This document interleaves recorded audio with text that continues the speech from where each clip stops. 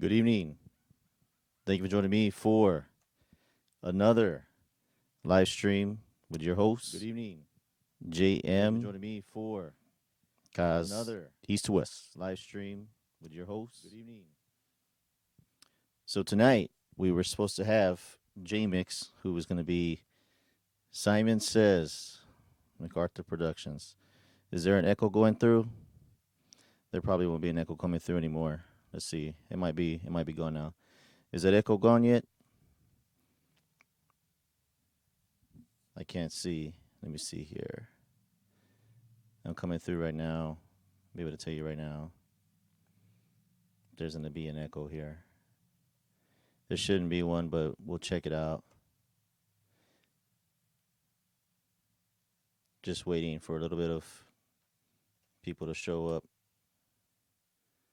and get in. And then we'll be able to determine or not if there's going to be any echo or whatnot.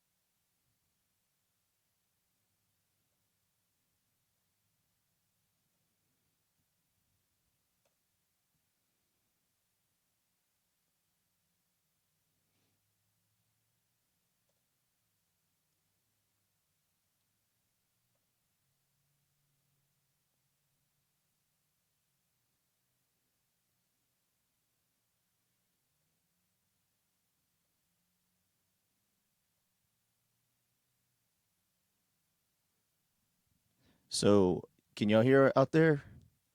Maybe y'all can hear, maybe y'all can't. If somebody could just let me know if you can hear. There shouldn't be an echo, I don't think, anymore. But we'll see what's going on. Anyhow, this is just the intro to what's going to be taking place. JMix, I've been talking to him the last few days, and just to let you know, he has every intention to do a live stream with me. We're going to be going over some things.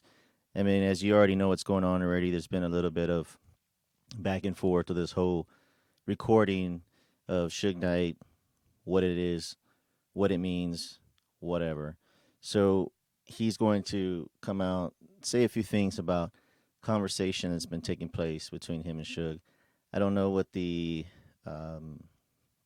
status is on the Death Row Radio thing, but I mean, it would be a pretty good thing if he actually got the ability to take care of that. I mean, with everything that's going on right now, it kind of seems like, there's a few people out there that are trying to thwart that process for him, but he's supposed to come on and talk about that. But beyond that, I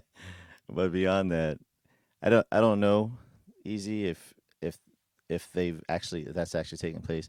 I mean, who knows? I mean, the thing that was kind of eye opening was the whole thing with Vlad TV when he talked about the whole Simon Says publishing that coming out, and nobody's really. I've never heard that before. That was kind of strange, and then the whole thing about buying the artist publishing or whatever. I don't know if there's anything nefarious with that, but I mean that's probably for somebody to do a little investigation on. I mean, if I had to guess, it's going to be like somebody like RG Bond who is able to delve into that situation and find out whether or not that is something that, like I said, is nefarious. And if that was one of the reasons why there was that whole breakup as far as friendship is concerned or whatever. I mean, we don't even know what the truth is. I mean, we hear different stories of why certain people don't talk anymore to each other. But I'm sure that at some point, Suge was going to give some kind of clarification on that as far as why that happened. But who knows? That's that's for another day. But um, so yeah, there's that, and then there's a few other things that we were going to speak about that we haven't really gone in depth with the Tupac community. There's some questions that have been unanswered, and when we've gotten to the top, the surface of we scratched the surface of some of these topics, but no one's really delved into these things that we have questions on as far as what's happening. So I don't think he's going to be on tonight.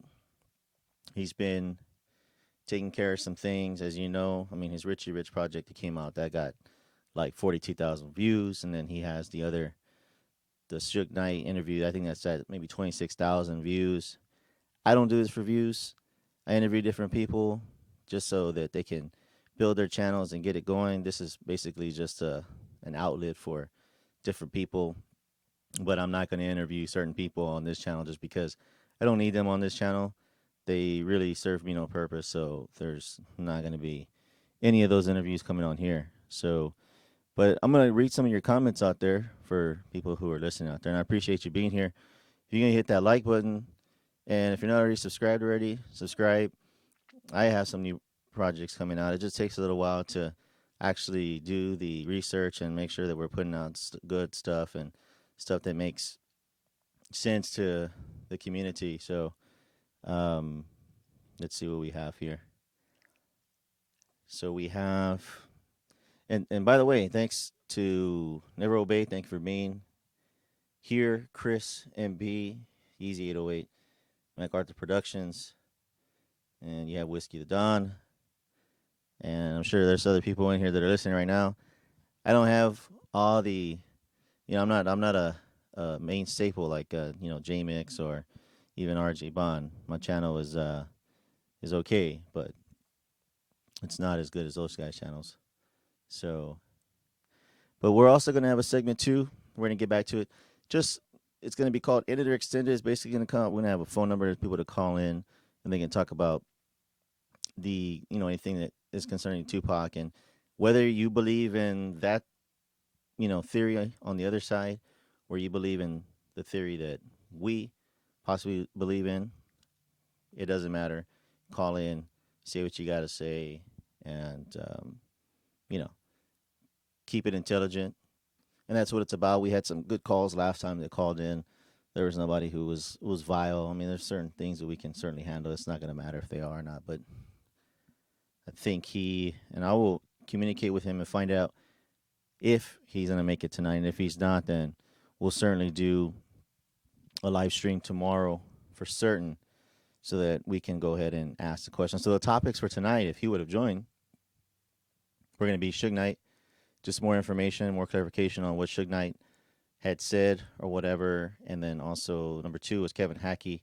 There's going to be a few questions I have about Kevin Hackie, and that kind of just scratches the surface of what his role was. And then the third one was, I got an email from some subscriber who said about guns in the club. So I don't know exactly what that means. I mean, I'm assuming that guns in the club is going to be the whole 662 thing, but I mean, who knows? It could be anything. So I'm going to read that live, and then we'll figure out if that's the case or whatever. We've got a few clips of people talking about that kind of stuff. So anyways, we're not going to make it very long. Let's see. We can still talk about those topics. Well, we can't talk about them, and the reason why we can't talk, well, I guess we can talk about them, but the only reason why we can't talk about them is because that was actually part of the show. I can't tell you anything about Suge Knight because I didn't actually have a conversation with him, so that one I can't talk about. Kevin Hackie, I can't. I guess I can go ahead and spiel that, and I guess we can have RJ Bond or we can have Jesse talk about Kevin Hackie and his role. We know on the surface he was an undercover informant, whatever. He was a federal agent. I mean, some people say he's this, some people say he's that. Regardless of whatever it was, he was doing an investigation for the federal government via the FBI. So the thing was that we know that he has either backtracked or he still sticks to his guns. I don't know. They have more information on that. I haven't spoken to Kevin Hackie, so I don't know exactly what he has said or what he's not said. So that's going to be something that we're going to dive into. Besides that, reading off the email from the person who sent it to me was that, and Jesse will give me more clarification on that, right? RJ will give me more clarification on that. But let's see here. Did you see the clips, the Suge documentary coming out? Yes, saw the documentary, saw the clips. I think the biggest the cliffhanger there was going to be, did you have anything to do with the Notorious B.I.G. murder? And I don't know if that's verbatim, quote for quote, but that was one of the things that kind of left me intrigued about watching that documentary, is if he had anything to do with it, which people argue he didn't because he was in jail, and others say he did. Who knows? All I know is that Notorious B.I.G. really shouldn't have gone back to California. I mean, that's just the bottom line. He should have never went back, because that's certainly what's going to happen to him. I mean, you're in the hornet's nest, and you go back, and of course they blame him and P whatever for doing this hit supposedly, but that's all speculation. I mean, did they have anything to do with it? Who knows? I mean, the question's always been is if everybody says that Orlando Anderson was the one to kill Tupac, why not go after Orlando Anderson and kill Orlando Anderson? You're not going to go after a guy who didn't have anything to do with it. Now, he may have had something to do with participating with the Quad Studio shooting for sure, but then again, he was probably getting extorted along with P, whatever his name is, by Jimmy Henchman and the other cat, Haitian Jack. So, so you're saying that do you know what happened to the clothes Pac had on that night? Have no idea what happened to those clothes.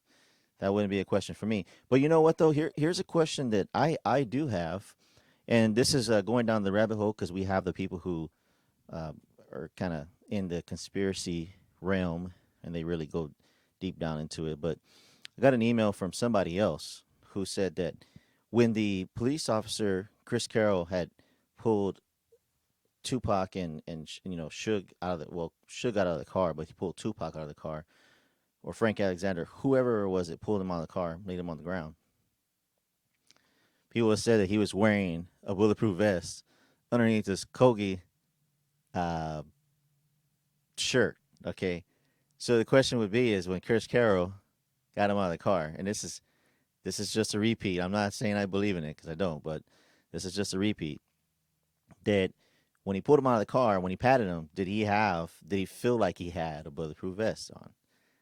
You know, that would be a question for Chris Carroll whenever somebody gets an opportunity to what you call it, interview him. They can ask him that when he patted down Suge Knight for weapons, did he have a bulletproof vest on? And that basically would dispel that theory from people that believe that kind of stuff. So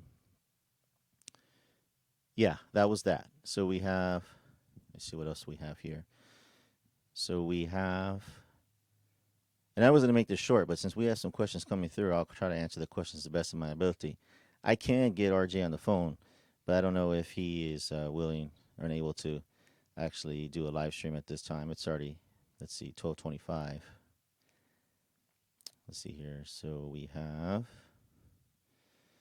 as we know the facts, someone get RJ in here. Cross my mind. We can still talk about the topics. Did you see the clips of the Suge documentary? Facts. Yeah, there was. Yeah, that was a dumb move. Did he use guilty one here? Be going on. He wanted to. Okay, it's. Sorry, I'm just trying to read all these. It's why Puffy's another SUV. The only reason they would kill Big is because it was known that he had hurt. No, he didn't. He didn't have a vest on. Okay. What are your thoughts on J-Mix interview with? I don't think he had a bulletproof vest on, but the conspiracy said Hawks jersey had one on. Yeah, I don't believe that one. That one's kind of wild out there. The whole jersey having a. But going to MacArthur Productions' question about what are your thoughts on J-Mix interview? I thought it was an excellent interview.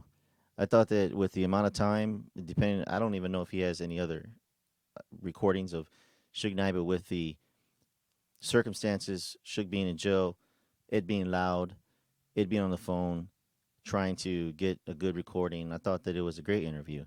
Now you have people out there who says that he audio edited this, which everybody with half a brain would know that that is not the case. It would take a hell of a job to actually pull that off for him to say his name every single time. So you can't believe a lot of these people out there who talk about there's a audio editing job, because if you believe them, then you believe the rest of their nonsense. Okay, so the interview was there. They said there was some old information that was out already. The whole point of it is whether or not Suge said some new stuff or said some old stuff, he got the interview. Okay, that's all it really boils down to. I mean, we have these other channels talking about they got a Suge Knight interview. I mean, you did maybe like 10 years ago, but I mean, we're in the year 2018, so everybody wants to hear Suge of 2018 or even Suge of 2019. Nobody wants to hear Suge of 2008 when a lot of those topics aren't even relevant today. So for him to get the interview is cool. I mean, to get the Death Row Radio potentially, I don't know about now. I mean, that'd be a question for him, and hopefully he'll go ahead and set some peace of mind on that one for people that want to know what he's doing. So we have Orange Soda's Revenge. I always try to figure out who you are. I think I really know who you are, but I'm not going to throw it out there. But you have your question here or your statement. Hackie saved Pac's life by giving him intel on DR plan was planning. They also, let's see here, Secrets of War. I don't know about all that. I mean, lyrics are lyrics. I mean, that's really subjective to what it could be, but I don't believe that Hackie saved him. But here's another one that, hold on, let me go ahead and get this email here. I got another email from somebody else who frequents YouTube, and he asked me, and this is what he asked, and this is one of the questions I was going to ask, was that he said that Mob James said he saw the white Cadillac at 662, and that he warned his brother that they had been there.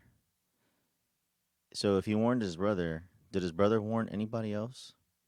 And also about the shooting back at the car, supposedly the white Cadillac, that was never the case. Nobody ever shot back. Has anybody heard that one before? And that's actually here. And I'm just reading this. I'm skimming through this email. I'm not reading it verbatim of what they said or whatever. I'm just reading what they said. And that's another question I said that RJ Bond or Jesse can set some clarification on. And I mean, if you can go, probably listen to that clip. I don't know where you find it. Who knows? But 13 rounds fired, not one hit the 300-pound big dude. Next to the smaller dude that allegedly got shot. I say the whole scene was made up. I don't know. I'd be pretty scared to sit next to somebody who's going to do a hit and have them shoot into the car, and hopefully they didn't hit me. I mean, that'd be one hell of a shooting job, not to hit the guy. Now, maybe he ducked or something, but who knows what happened on that one. But I don't believe Tupac's dead. I mean, I'm sorry, alive. Sorry about that. I don't believe he's alive. He's dead. That's just my 2 cents on that. I know we have a few viewers in here, Orange Soda's Revenge and Never Obey, who believe he's alive. But, to each their own. I won't sit here and say that you guys are wrong. I mean, you certainly are at liberty to believe whatever you want to believe. And only, you know what? There's actually a photo of that door. There's actually, I think, 2 or 3 bullets that hit that door. If you actually look at it, I mean, there's one angle of it that shows 1 bullet, but there's actually 3 bullets that went through that door panel. That there's a photo out there somewhere, and we can post it next time when we do the live stream again. But we're gonna have a call-in number next. And a matter of fact, tomorrow we'll go ahead and do another live stream. I'll have Jesse on here tomorrow. I mean, like I said, he probably had some things going on. We've been kind of back and forth communicating, and he's just taking care of some things. I mean, the Suge Knight thing just came out of the woodwork, and so did the Richie Rich. I mean, both of them got like I said, 45,000 views a piece.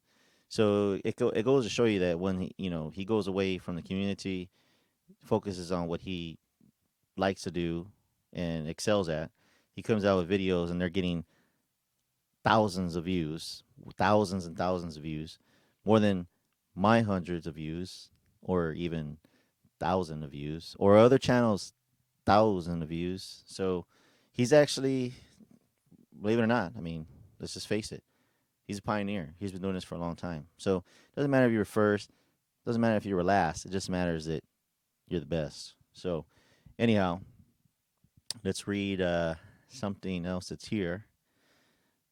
Too Short was on Vlad TV saying he thinks Tupac. I don't know, man. I can't argue with it. I mean, hey, if he's dead, he's dead. I mean, if he's alive, he's alive. Obviously, if he's alive, he hasn't come out in 20 years plus. So I can guarantee you, in 50 years, if you're still around and you're still listening to this Tupac thing stuff, in 50 years, he still won't be back. And there again, we'll never know. In other words, he'll just go away in the wind with no thought, nothing. So I mean, it tells you something. He's dead. I mean, because if somebody was alive all this time and then were on the deathbed, they would just come out and say, "Hey, I faked my death. I'm alive." You're never gonna hear that from Tupac because he's dead already. He's gone. So we have, let's see here, got some more comments here. We have, and only one round went to the door. Too Short believes Tupac is not dead either. Too Short was on Vlad TV saying Tupac's alive. Yeah, that Suge Knight door doc looks great. Yeah, the Suge Knight doc does look good. I mean, obviously, there's a few things that are going on right now that you know we're not gonna be able to discover until that documentary comes out. But the cliffhanger, as I said before, was the whole did you kill Notorious B.I.G. And no man in the right mind, whether or not they did or they didn't, is gonna say yes, I did. Um, I don't believe he did though. That's just my opinion. So we have. Do you think Dre told M what he thought happened to Pac? Well, Dre didn't. I mean, Dre didn't even know what happened to Pac. I don't think anybody knew what happened to Pac. I mean, the only people that know that what happened to Pac are the people who are in his inner circle and all the gang members he was hanging out with. But I thought that in an interview that Mob J said that they didn't have any guns in the entourage. I thought he said that. I'm not saying that nobody told him to take the gun. I'm just saying he thought that the police were the ones that had guns, and then you have the police and you have the security who say they didn't have guns. So trying to figure out who had guns and who didn't. I mean, if they're both conflicting stories. You have one person saying that none of the gang members had guns, and then you had the police or the security saying they didn't have guns. So it begs the question: who said not to carry guns? I'm not going to get into all that because you hear all the stories about that, and I mean you can just listen to what people say. I don't know if they're lying, if they're telling the truth. I mean, the whole thing about the Tupac community is there's so many people who lie about a lot of things.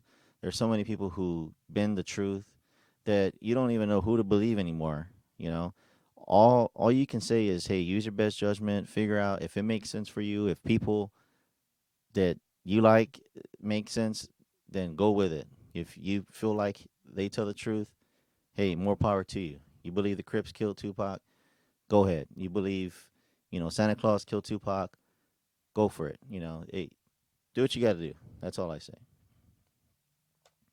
Although we know that Tupac and Jamar, welcome to the board here. Thank you for showing up. We were supposed to have JMix for anybody who hasn't been in the boardroom here and hasn't caught up. He was supposed to be on tonight.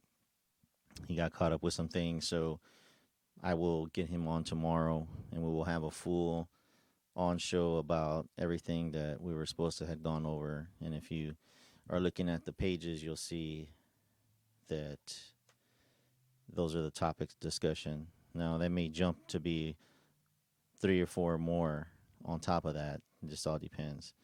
But ultimately, I know everybody wants to hear about Suge Knight and what the conversation that transpired, because there was probably some things that Suge Knight didn't say over the recorded conversation. It was probably just something that he said, hey, don't record this, keep this out, whatever, whatever. So I'm going to read a few comments here. And if anything, we'll probably go for about maybe 40 minutes of this live stream. And then hopefully I'll text JMX again and see if he responds and if he wants to jump on. Hopefully we can get him on shortly and we'll figure out. So let's see here. We have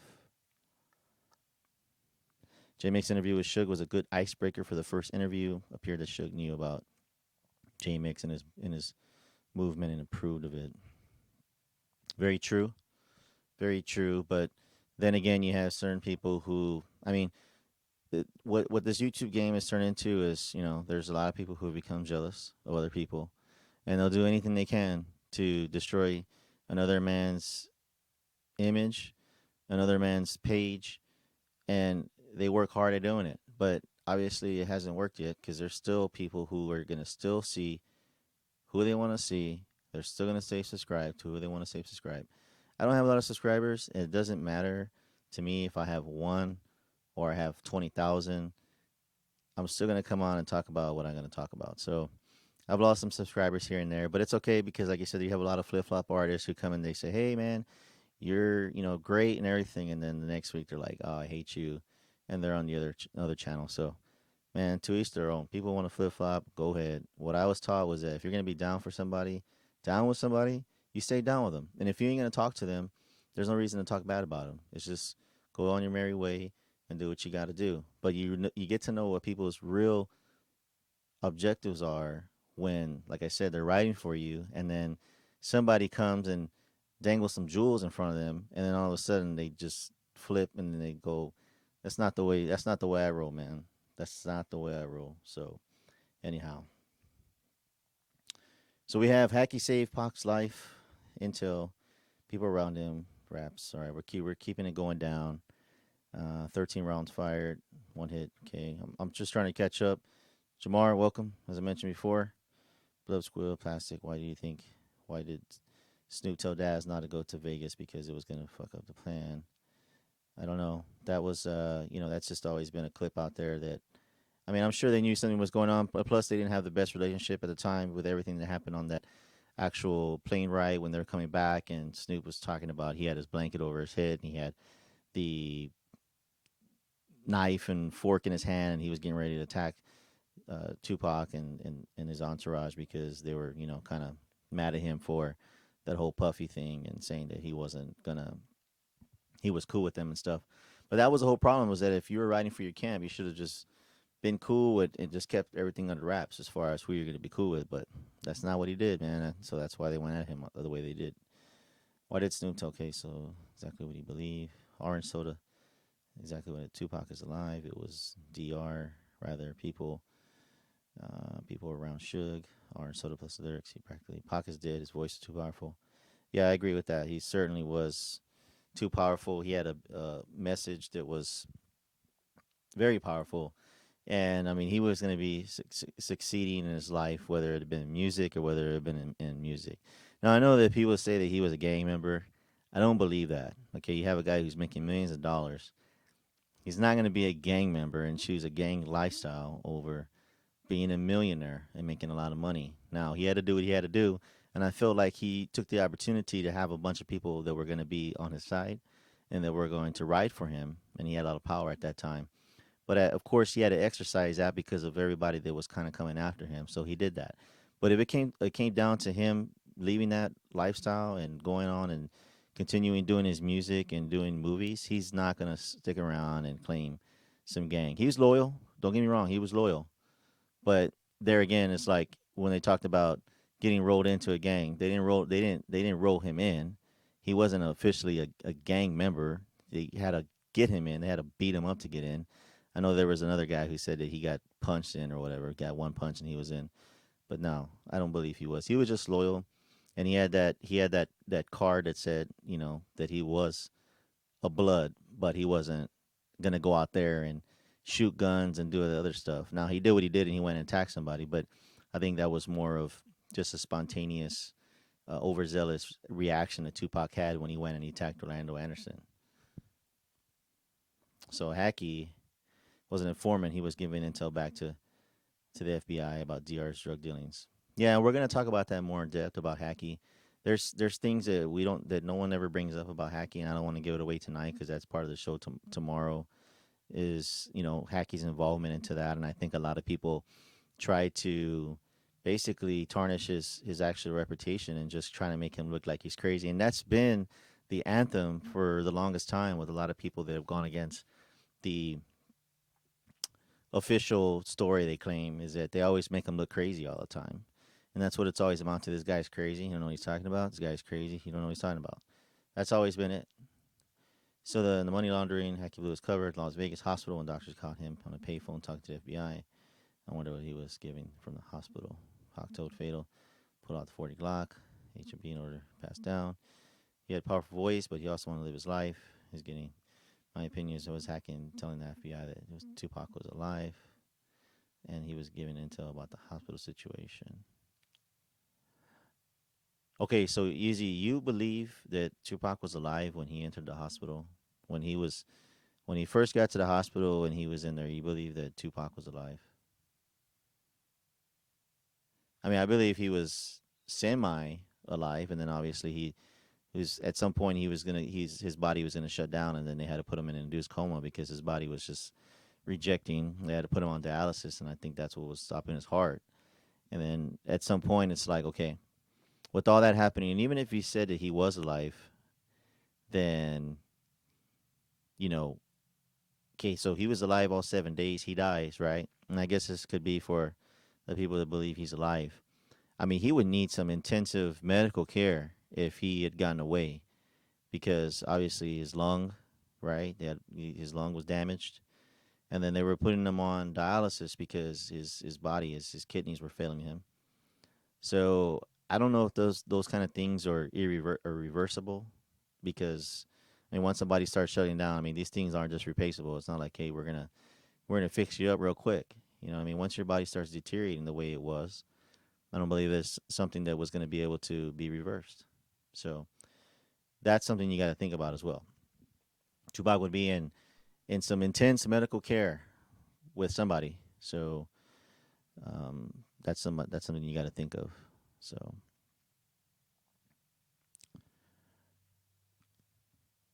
I'm going to read these more comments. And I apologize for anybody that was out there that came in. I'm sure if JMix was here, the numbers would be greater than they are now. I don't get a lot of people in my live streams. There's, according to here, we got 24. I mean, it's all good. I don't need to have 300 or 400. Doesn't prove anything. As long as people are listening, that's all that counts. Someone said that he was telling the doctor to let him die. Even Dr. Oz said that Pac was trying to leave the hospital. A person that is dead or dying ain't trying to leave no hospital.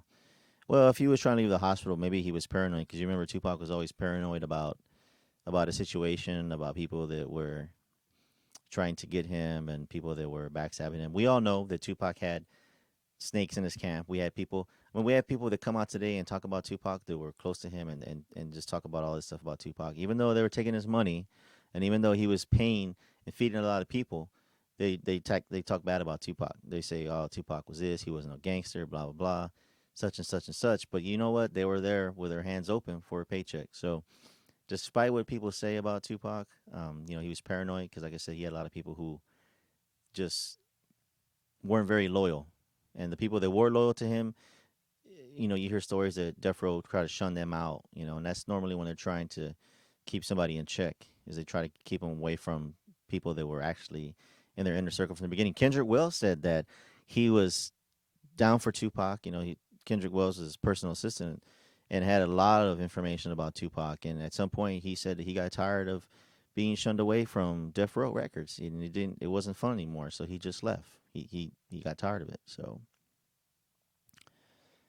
let's see. So Pac was jumping off the bed when relatives and close friends would be see him and telling him that the shooters were at the hospital. Numbers don't mean anything. This is educated.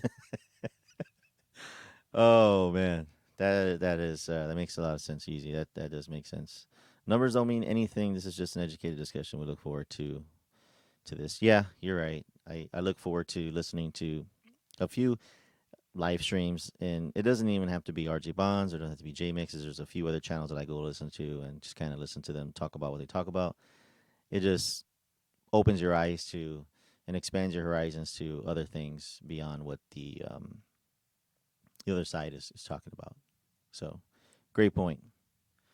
Come on, man. No blood in the crime scene. No blood inside the Beamer. There was blood inside the Beamer. They have a picture of the actual. There's a red rag that was in there, and there was blood on the seats. You can see that it was there. I mean, there wasn't any blood that I saw from actual pictures of outside the BMW, but we don't know if they actually cleaned that portion of the street before they wrapped up the crime scene. We have no idea on that. So easy facts. Pac loved Stretch, and look how he turned on him.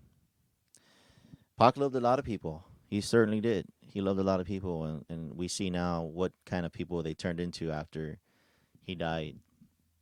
Who was there riding for him, and things of that nature, and who turned their back on him. When Pac left the hospital after the quad shooting, he was telling his family that he would. Let's see here.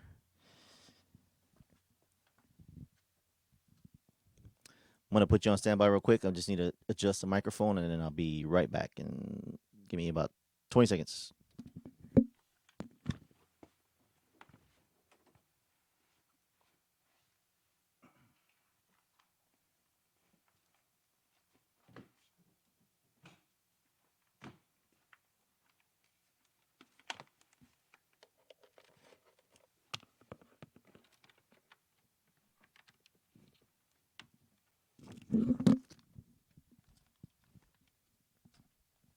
All right, we're back.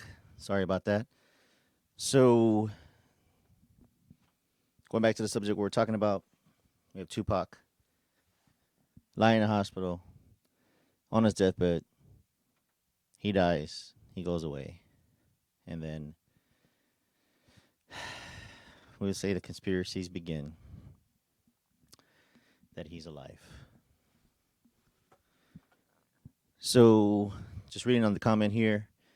So we have, and I'm going to, while we're on here, I'm going to text JMX one more time and see where if he's going to join the live stream.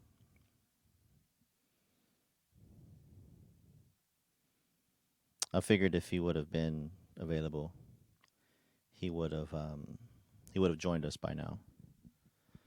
But you never know. So when Pac left the hospital, Silly family wanted to leave the Vegas hospital. He knew his days were numbered. Pac didn't have no real friends. His only true friend was his mom and God, of course. Everybody else with him was they just paid.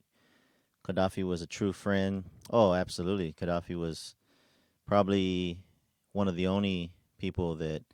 Oh, I would say Fatal from the Outlaws was one of his friends. Yeah, well, Gaddafi was his kin. They certainly were. But, and I would say Fatal was down. Castro was down. But you listen to the other cat that wanted to turn into a Muslim. I don't remember his name. That's how bad I am. I don't really, honestly, to be honest with you, I really don't care, just because of the whole situation with his cousin, saying that it was an accident and things of that nature. Plus, um, just the way the whole situation unraveled. So, yeah, you're right. But Gaddafi, the way he died is kind of mysterious. I mean, not everything is Napoleon. Yeah, that guy. Yeah, Napoleon, that dude. Yeah. I don't even listen to half his interviews. I don't really listen to anything he talks about. You know what I mean?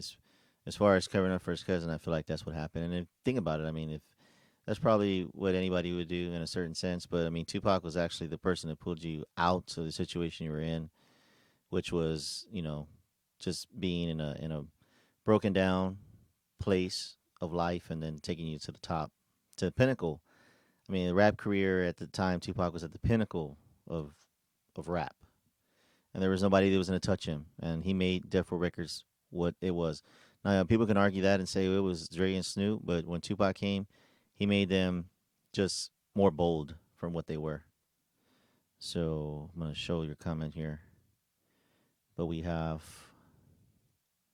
man, I'll tell you, when we go on the live stream tomorrow, it's kind of hard to just kind of go through all these comments because these things they just go really fast. Gaddafi was more than a friend. Robe, Jafar, never a real friend. Like Pac. If Gaddafi saw the shooter, he would have said it was Orlando. He would have said it was retaliation. Gaddafi was the key point. Here's the other thing that I was thinking about the other day. I was thinking to myself, all these people that were in Tupac's life, they were there that night during the shooting. It's always like pulling teeth when asking these guys who did it all the time. They just always beat around the bush all the time. They just never come out and say it straight out. If they say it was Orlando, then they just say it was Orlando, and that would be it. But you have people who say, well, I agree with the murder rap theory. It's just a way to it's just a cop out to say who is the one who killed Tupac. As I mentioned before, if Orlando Anderson was a killer, then Orlando Anderson sure did do a hell of a job of hiding for 2 years. For the person that didn't even kill him, nobody even went after him. Nobody even tried to go after him. Talking about that, nobody was doing any kind of counter surveillance on him. I mean, if they wanted the dude dead, they would have figured out a way to make him dead. That's just period, point blank. 2 years doesn't nothing happens. Terrence Brown, nothing happens. Keefe D, nothing happens. The other cat, nothing happens. These are the guys who killed the biggest moneymaker for Death Row Records, and they go unscathed. They don't get killed by anybody. They just live their life freely. Orlando Anderson gets killed 2 years later by a guy from another Crip set. Terrence Brown just got killed 3 or 4 years ago, or 2 years ago, whatever, in a marijuana dispensary by an unknown assailant. KVD's still living. I mean, the dude's had cancer for 24 years already, and he's still living. He's still living. And I'm being sarcastic when I say 24 years. He's had cancer for I don't know how long, and the dude's still living. So who goes to say that he does or he doesn't? So he says that he doesn't get killed. The other guy dies. I think he dies of just being obese or whatever it is. He's having some medical problems because of his condition, so he dies. So these guys, they don't get killed by anybody. They go on with their lives. But they killed Tupac though. But you have one guy who didn't have anything to do with it. The guy killed. And here's the other thing too. If you believe that in America a police department would conspire to protect a black man or a minority, and I'm not being racist here or being prejudiced against, and I'm not putting any Caucasians in the equation here. I'm putting Hispanics or blacks.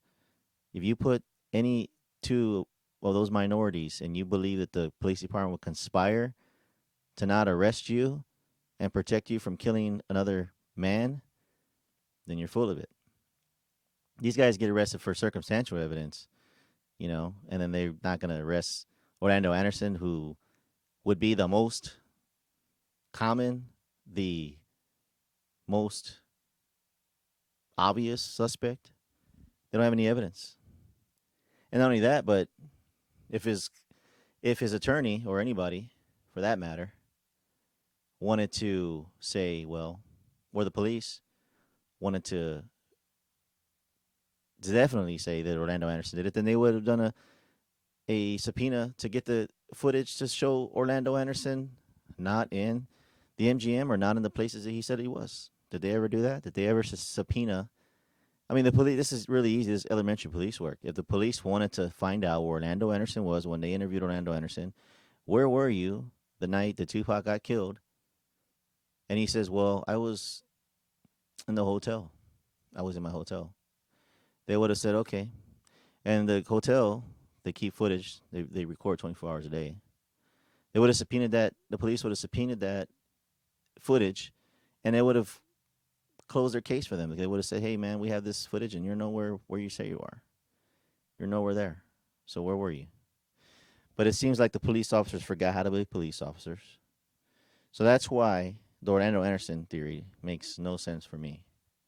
Now, I'm not saying that it may not make sense for you, but it definitely doesn't make sense for me for all those obvious reasons. They arrest, like I said, they arrest people for less circumstantial evidence today. They're not going to conspire to not arrest a minority. If anything, a minority is going to be the first one thrown in jail quicker than quick. So for people to say, well, we didn't want to go to the grand jury because we just didn't want to waste our time.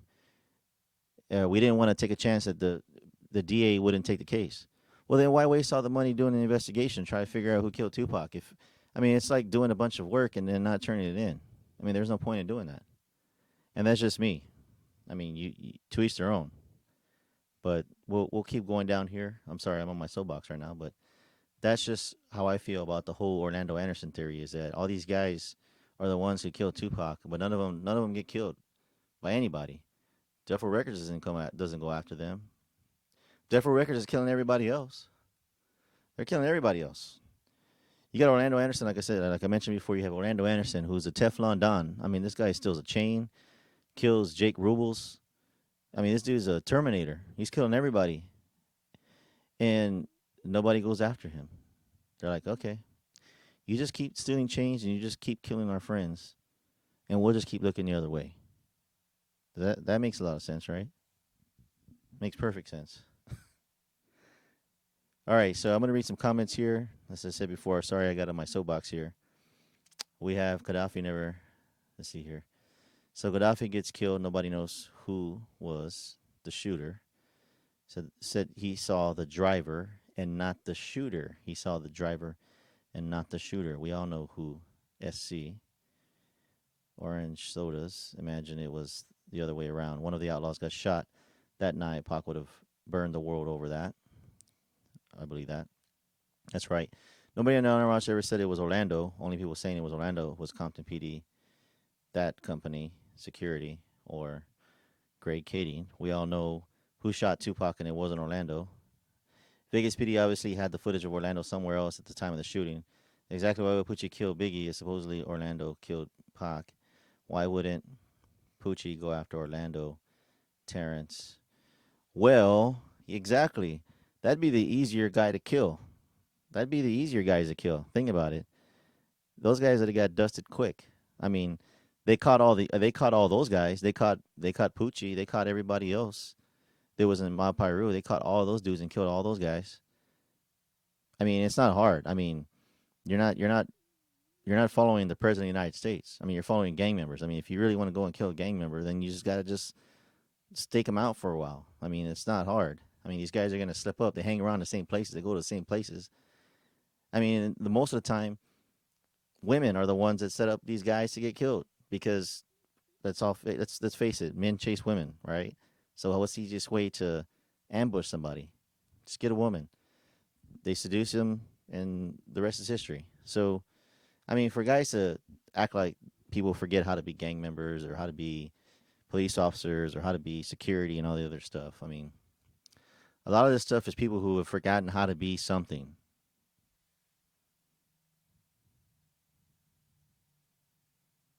So I'm gonna read. I'm trying to read some of these comments, and I'm sorry I'm laughing, but man, some of this stuff is just so comical. I mean, people just fall for this kind of stuff. I mean, jeez. I mean, golly.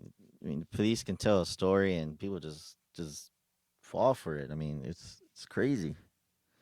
People are writing books about this and that and the other, and doing mini series and all kinds of crap. They always try to minimize people's roles in something. Like for instance, Kevin Gaines. Just like minimize this guy for the most part. Just he's nobody. He's nobody. All those things he did meant nothing. They don't mean anything. It's just trivial stuff in people's minds. So let's see here. I'm not saying he killed anybody. I'm just saying that a lot of this stuff is just like, whenever somebody says something about something, it's always like, well, just forget about that, man. That don't mean anything. But here's my story. Here's a story you should listen to. And that's what it's become. Your story cannot be right. You have to listen to mine. If you don't like mine, then you're stupid. And I always say people, just look at both sides of the story. Whatever makes sense for you, it makes sense for you. That's all there is to it. So I'm gonna read some more comments here, and then we're already at almost an hour. Um, so nobody in the entourage ever said it was Orlando. We all know who Tupac. It wasn't Orlando. Vegas PD exactly with Hoochie. Exactly, he never obeyed. JMKAZE. What confuses me? How on earth? How do all these people on the strip? No one see anything. Stoplight. There's some real talk there. Everyone was bro. Yeah, they paid Baby Lane 60,000 to testify. Suge later. He's seen the shooter. Never obey. Vegas fight night. There's no way in hell they drove around. Dude took the last pick. Must have seen. There was an interview with that was Leonard Jefferson who said he took the picture. I think there was an interview somewhere, and I can't remember where it was, where Frank Alexander said that guy never took a picture of Tupac.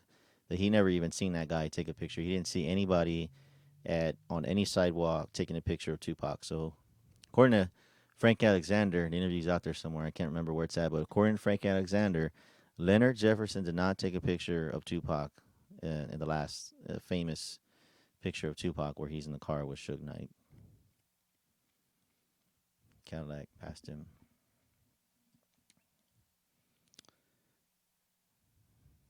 Damn, this damn board's going fast. Somebody needs to do a whole doc on Orlando was not the shooter. Anderson didn't go to jail because he would have known he didn't. Feds stepped up. Last pick Compton because getting fool with Orlando theory. Yeah. Compton PD started the gang wars after Pac shooting. Vegas didn't want to solve the entourage. Hey, what's up, Mike? Welcome to the chat. Thank you for being here tonight. Appreciate you being here. Never obey the guy. Never obey. They found we all know the truth. They found because someone was security and barricades, and I just like David Mack. Do anything right. Oh man, those guys have never come on and said anything. You got David Mack, Rafael Perez, Mir Muhammad. None of these guys ever come on and say, you know what, man, you guys are totally wrong. We never did any of that stuff. We never did it. Quit it, stop it, nothing. Usually, and here's it doesn't matter if you didn't do anything. Let me give you a perfect example of somebody who says they didn't do it and they've expended a lot of energy to say that they haven't done something. Okay, the person who used to do security for Death Row Records. This person has come out and said, hey, I didn't do anything, and he's expended tons of energy to come out and say this. Okay, I'm not saying he did do something. I'm not saying he didn't do something. I don't know, but my point is that when someone doesn't do something that they feel in their mind they haven't done something, they come out and they say, hey, man, I didn't do this. I didn't do this. I didn't do this. I didn't do this. I didn't do this. Whether it's the truth or not, okay? Just hear me out when I tell you this. David Mack, Rafael Perez, Amir Muhammad, none of these guys have ever come out and said, you know what? I never did this. I never did any of this stuff. You guys are full of crap. Stop it. Leave us alone. Blah, blah, blah. From afar, somebody can say these guys have come out and said, we haven't done anything, but we haven't heard directly from them if they did something. We don't know. And the reason why we don't know is because, well, there's a non-disclosure for a lot of these things, right? And having to get to any of these guys to say anything, you have to gonna go through lawyers. I mean, every smart man who has done something or has not done something always has a lawyer, so that the lawyer speaks for them. They don't have to speak for themselves. The lawyer go they handle all this business for them. So to each their own on what you believe, but I mean, there's some pretty weird circumstances there of people who were not identified. Nobody's identified Wardell Pucci Faust at the Peterson Museum. Not one single person, but people have identified Amir Muhammad being there. I always tell you that. How in the world would somebody be able, and little C's, be able to give a sketch to almost, I wouldn't say a T, but I mean, it's very, very striking that the sketch he gave looked like Amir Muhammad. It didn't look like Pucci Faust. It looked like Amir Muhammad. And the only reason why you hear about this Wardell Pucci Faust, is because it comes from Greg Kading. You want to absolve LAPD from anything to do with the murder of either rapper. So we just blame it on some gang members who are dead and no longer here. And their voices become the voices of guys like Greg Kading, who writes a book to absolve the LAPD. And guys like Russell Poole get disenfranchised by the LAPD. Mainly, well, let's not even say the LAPD. Let's say Greg Kading, because Greg Kading becomes the voice box, so to speak, for LAPD. So we don't know how many people actually liked Russell Poole or disliked him. All we know is what we hear, and we hear it from Greg Kading, that nobody liked Russell Poole. But then again, I wouldn't like Russell Poole either if I was a brass chief of the LAPD. I mean, it didn't take very long for him to just say, you know what, I feel like these guys, Raphael, David, these guys have all, they're suspicious and have some evidence that could lead to them being involved. It doesn't take a lot of money. It doesn't take a lot of time to say, you know what, we'll look into it. Let's look into it. We want to make sure that all our officers are on the up and up. We'll look into it. And you know what, we did an investigation, and you know what, it led nowhere. But we did a legit investigation on David Mack and Raphael, And this, and I'm gonna show you everything here. Didn't lead to anything. So can you stop it, Russell? And that would have been it. It would have been the story. But instead, they harassed him. They made sure that they made him get out of the police department for a guy who was working his way to retirement. And you've heard from different people that he was 6 months away from retirement. I mean, you spend your whole life in a job that you show your passion for investigation, obviously, with all the things that he had discovered and all the things that he had solved. And when I don't say thing, I say crime. I'm sorry. Murders, crime. I mean, over 150 solved cases, even famous ones at that matter. And this guy's going to forget how to be a police officer, and he's going to say, well, guys, I'm on a witch hunt right now. And I want to blame just these two guys, Raphael and David Mack. I don't have anything. I just want to blame them. You know how crazy those guys would look, his top brass would have looked at him? So my point is that despite, and leading into my point, you have Frank Alexander, Michael Moore, Russell Poole. You have all these guys who get talked bad about because they're not alive anymore. They're not here to defend their word anymore. They're dead. But you have all these people who are attacking them consistently. And it's a sad story because these guys can't defend themselves. So, you got to ask yourself a question. Who do you believe? You believe some guys who are really basically criminals or have been disciplined for major offenses in their police department. I mean, they spent a lot of money to prosecute George Torres, and he gets off because I wouldn't even say a technicality. I would say because of what happened. Because somebody forgot to read a search warrant, or for somebody forgot to listen to the tape, or somebody forgot this, or somebody like that. They didn't forget how to do it. What it was is they got caught doing the things they do, and there is no oversight. And finally, somebody said, "You know what? We're gonna have some oversight on this." And then you got caught, and guess what happens? Well, George Torres gets off, and then but that's all trivial though. That doesn't mean anything. I made a mistake on a search warrant. I made a mistake doing this. Marginalize all that kind of stuff. So you gotta, like I said, you gotta ask yourself, who are you gonna believe? You're gonna believe a police officer who is outstanding, or are you gonna believe a police officer who has many disciplinary marks on his record? Choice is yours. I know who I'm gonna believe. Anyhow, moving forward, and these comments are coming by really, really, really fast. So bear with me here. I don't want to ignore anybody's questions or whatever, but or comments. I think everybody here in this chat board and is saying some real things. So some really good things. So we'll keep talking about it. All right. So I don't want to skim over anybody's stuff, but I'm just gonna go ahead and go down here. And we're gonna say what we're gonna say. All right.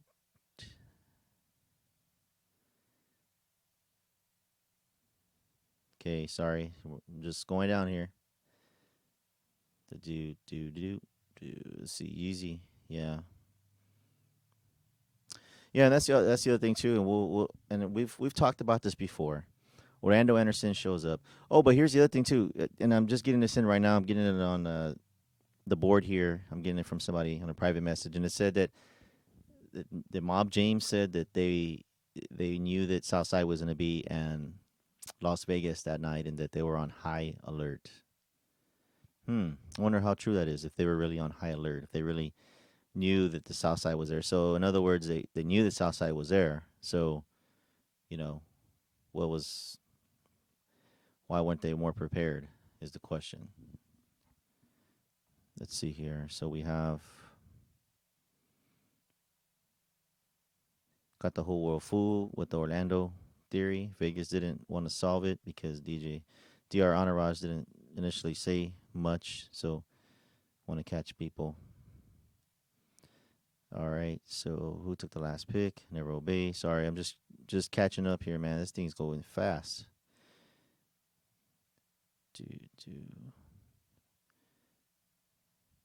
What do you think about theory about Tupac's death. Sure. I don't believe John Potash. I mean, I'm sure he kind of out there with that theory. I read about it, but I don't really doesn't really strike me as something that is plausible, at least for me.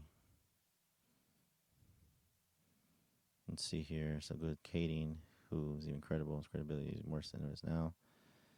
Sheriff's. So 808, you live in L.A. County. The sheriff LAPD is the most crooked faction. Well, LAPD has always had a long-standing history of being corrupt. I mean, let's talk about it. I mean, it all came into play. If it wasn't that night that somebody recorded Rodney King getting his beat, I don't think that people would have really understood exactly why or that LAPD is corrupt as it is. I mean, even today, we starting to understand, even from maybe a few years ago, maybe 5 years ago, how the power of a camera recording something can really, or even a conversation, can really put a lot into context about a situation. Especially like a police department or whatever. So, Suge needs to write a book. Yeah, Suge does need to write a book. And I've heard people say that Suge was wrong for not saying anything. That he should have been more open about Tupac, who killed Tupac, and things like that. So let's just say that he would have been more open about who killed Tupac. Then there would have been some people going to jail, and then that would have been in the story. So the question is, do you feel like he was out for retaliation, and or not even Suge, just maybe people in his camp, more out for retaliation, or let law enforcement handle that? That's the question you want to ask yourself. And then the other thing too, just reading a comment here, LA would have had owed Biggie's mom so much money that's why Great Kading brought the book to debunk Russell's theory. So there again, you got to ask yourself, who is Great Kading's loyalty to? Is his loyalty to LAPD, or is it to Biggie's mother? It's not to Biggie's mother, I can tell you that. It's never been about Biggie's mother. It's never been about Biggie's camp. And I hate to bring up Biggie, because I had somebody tell me the other day. I had a friend of mine tell me, he's like, you know what, and like I said, to each their own, right? The guy's like, hey, I'm glad they killed Biggie, and I said, well, who do you think did it? He's like, well, it's pretty obvious to me that it was probably Death Row Records that did it, right? He mentioned somebody, and I'm not gonna say that person's name on this live stream just because I don't ever mention her name, just because it's not something that I want to do, because I don't want to publicize anybody else's name, anybody else's channel on my channel, because that's not what I'm gonna do. But he says, I believe this person is at least the person who set it up, and I was like, okay, is it? And he's like, yeah, but he said his rationale was that as long as they got revenge for Tupac and they killed Tupac, he had to thank that person. He's like, I thank that person for doing that. And I was like, well, I mean, if that's your opinion, and that's your opinion, you thank them for at least setting it up, then that's what it is. So I guess you can look at it two ways. Look at it any way you want, but he was thankful that person set it up for Biggie to get killed. I'll just put it out there like that. But yes, Suge needs to write a book for sure. I'm almost certain it'll be a top seller with this community. Let's see here. Thank you for everybody, and don't forget to hit the like button on the live stream. I mean, you got the haters out there who, are creating accounts, hitting the dislike button, and that just goes to show you that, hey, you know what, great, go for it. And I know some of y'all are in here right now listening. Hey, it's okay. I don't have any issues with anybody. You want to listen in, great, go for it. Do what you got to do. I mean, if it takes you for you to make, keep hitting the thumbs down button, good, do it. Suge had nothing to do with it. They framed Orlando fight so that Suge could go to jail in the case he didn't die from a shooting. But Suge says Pac is alive. Oh man, never obey. I don't think anybody's. I mean, I don't think anybody's ever gonna be able to convince you that Tupac is dead. I really doesn't. Really don't. I'm sorry. I really don't believe anybody's gonna be able to tell you that Tupac is dead. But hey, it's all good, man. You're always respectful, and that's the thing is that a lot of times in these boards you get a lot of people who are vile and very disrespectful. Good thing for Easy 808 who has the wrench who can just knock them out of here. But you have people out there who they'll attack you for not believing what they believe in. So but that's cool, man. You believe Tupac is alive? Cool. You and Orange Soda believe it.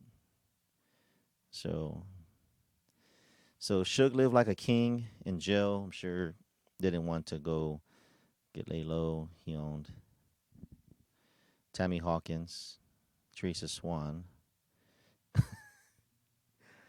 right, we know that. Let's see. Orange Soda have been on the Pac alive wagon since the day he died in the media. Then I hear that it's not hard to find. It'd be like clearly Denzel Washington character in Training Day is after Rafael Perez is that guy's boy. Okay, yeah, Rafael Perez. Feds were following Biggie in New York City, and then the night of the death, Mrs. Wallace. Here's the other thing too. We're talking about that about the feds following supposedly Puffy the night that Notorious B.I.G. got murdered by whoever it was. Um, if let's say okay, let's just say that $1 million was really offered to Keefe D to kill Tupac Shakur. Okay. Well, according to that book, the one that was written by that police officer, he says that he didn't that Keefe D didn't get his money. He didn't get his money. Um, I don't know about you, but if somebody doesn't get paid their $500,000, $1 million, do you think they're actually gonna go and hang out with the guy and say, hey, 6 months later, and say, hey, yo, man, you need security? You need security because man, there's some, the enemies are thick out here. You think he's really gonna go hang out and say that? If somebody owed you $500,000 and they hadn't paid you in 6 months and had no intention of paying you, you're gonna go hang out with them and say, "Hey, man, let's hang out. Let's be cool. You need any security?" I don't think that's what's gonna happen, but some people believe that. So let's see here. Orange soda, man, this thing is going fast. Sorry about that. So the FBI's Gene Deal, and I always talk about that. I always talk about that from the beginning. If you wanted to be truthful and you wanted to be transparent with Gene Deal, why in the world would you bring a different six pack with some guys that don't even they're not even associated with the crime? Why would you show them that? The reason why they showed him the first six pack is because they wanted to tarnish his integrity. They wanted to tarnish his image. They wanted to give the illusion that, hey, you know what, we brought him a six pack and he identified somebody else. They did that on purpose. These LEPD ruses they do. They do stuff like this, especially in a high profile case like this. They want to misdirect people, and that's the reason why that's how they wanted to misdirect him. They build enough evidence so that they can get under a case, get up on under a case. I apologize, excuse me. So they show him a different six pack. If they really wanted to show him the real six pack with Amir Muhammad from the get go, from Jump Street, they would have done that from the beginning, but they didn't do that because it was a build up to building their case to get from underneath the lawsuit. So that was the first thing they did was they took him a different six pack. But he hasn't gone against it. He keeps telling everybody and he keeps telling everybody that hey, that's a lie. I didn't see that. That's not who I saw. This is who I saw. So anyways, Gene Deal was stuck by his story and um it's just it becomes tiring talking about that over and over again. I mean, the guy hasn't changed his story, so whatever. So there's no way Pac could have stayed this quiet all these years. Yeah, you're right. There's no way he would have stayed quiet. You really don't know Pac's BLA roots, then JMKAZE or Milton's. You know what, Orange Soda? I hate to say this, man, but I really think you're a Cine. For some reason, I think you're a Cine, and I don't. It doesn't really matter to me who you are, but I believe you're a Cine. I mean, I could be way off, but that's just what I believe. But it doesn't matter. It is what it is. So, and that's why, because you're respectful to our opinions. Appreciate. Oh yeah, absolutely. Man, you guys, I don't care. I don't care who you are. I don't care what you believe in. I mean, we're here to have a constructive conversation. Believe what you want to believe. If you really think about it, it's going to take enormous amounts of effort and investigation for somebody to actually solve both cases. The Notorious B.I.G. is halfway there. I mean, I would say more than halfway. The Tupac Shakur case is not all. It's not there. I mean, because if Orlando Anderson was the guy who did it, he would have already been. He would have been arrested. While he was living for those 2 years, he would have been arrested at that point. They could have used Keefe D's testimony, right, in that proffer session, that supposed proffer session that was illegally recorded. They could have used that they could have used that. They could have taken that to the DA to build a case against Terrence Brown and said, "Hey, your boy flipped on you, Keefe D. We can't prosecute him, but we can prosecute you. So we're going to use Keefe D's testimony or the stuff that he said about that night, and we're going to go ahead and arrest you, Terrence Brown, because he implicated you." And then Terrence Brown's going to say, "Well, okay." He has two choices. He's going to flip and say, "Hey, that's what happened," or he's going to say you're full of crap, which, in my opinion, I don't believe the Anderson theory, so it doesn't make a difference what I think. But, anyways, so we're continuing on. And thanks to everybody who stayed on to listen to this. Like I said, we're going to have JMKAZE on tonight. He wasn't able to make it for whatever reason, but I'm going to try to get him on tomorrow night. And if not, I'll chime in, RJ Bond. And there is one other person who wants to get connected and who wants to come on live and just speak about what they're talking about, the Tupac thing. But yeah, they have a channel that's out there.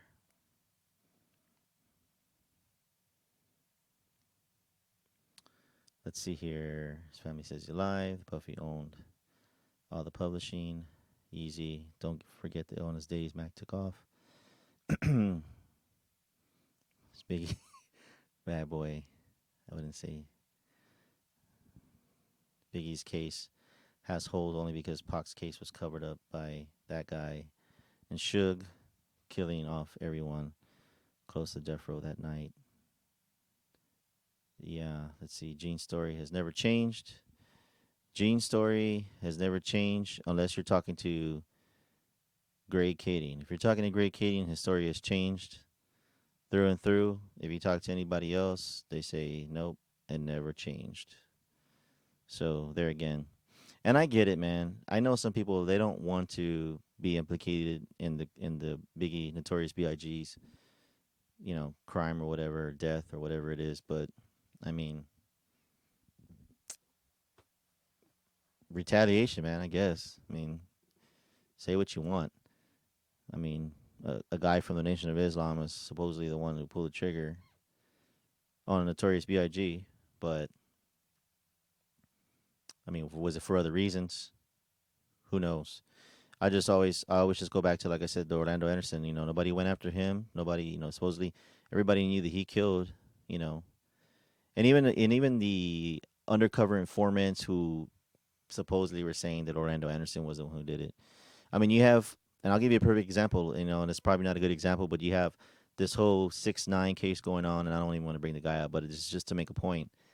This 6ix9ine guy and his crew of the Treyway, the supposed new death row guys are come out and said that they have a federal informant, they have a secret informant who's going to testify against him, and essentially this guy's either going to go into hiding after he testifies against them or whatever. But the same principle could have been used in this case too.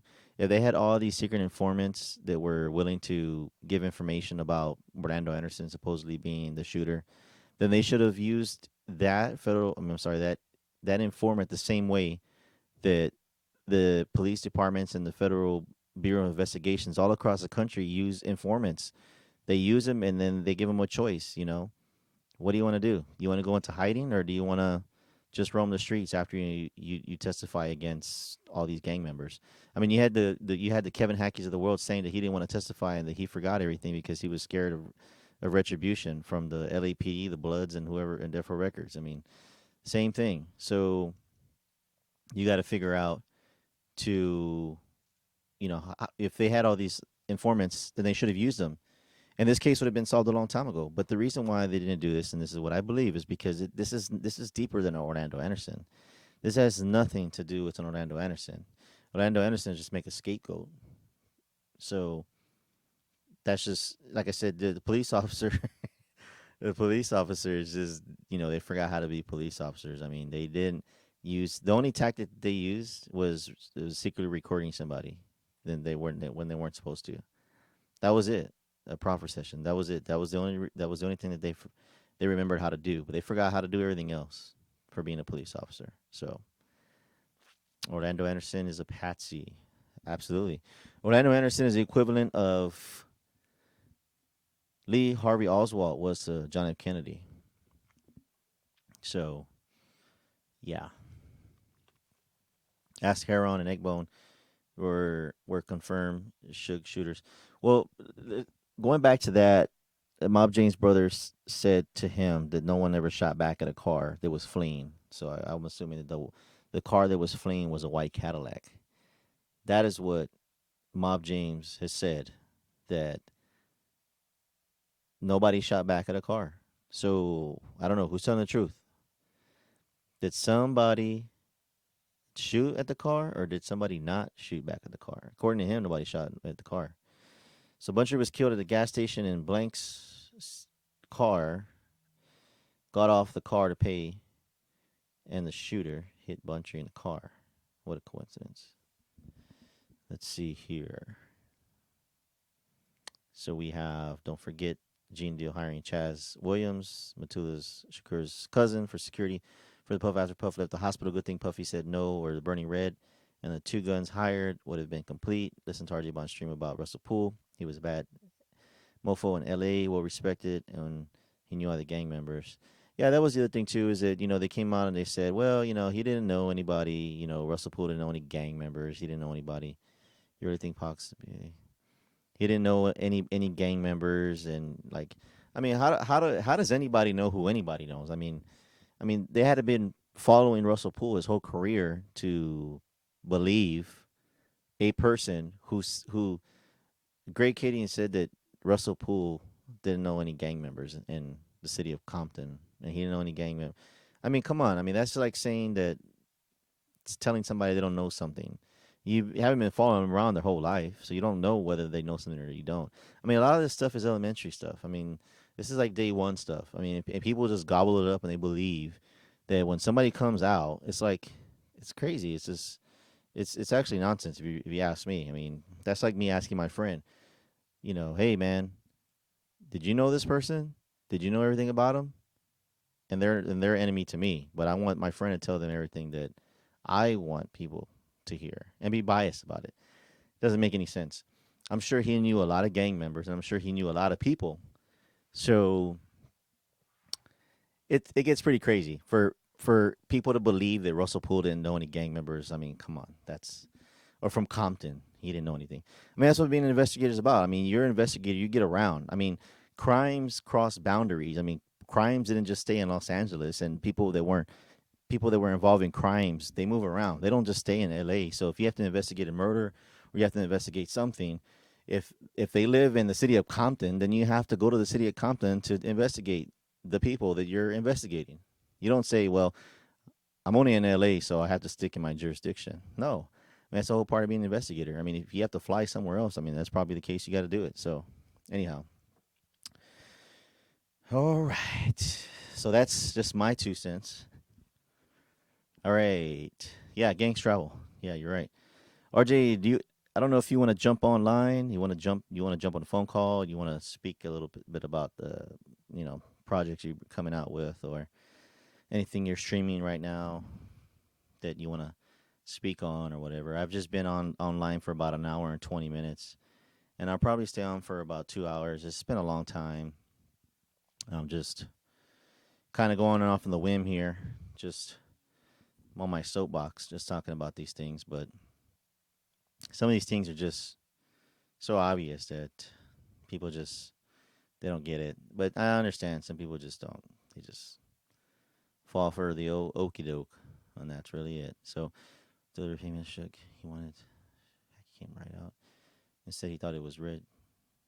He wasn't sneaking about it. He went on to take a polygraph test. So let's see here.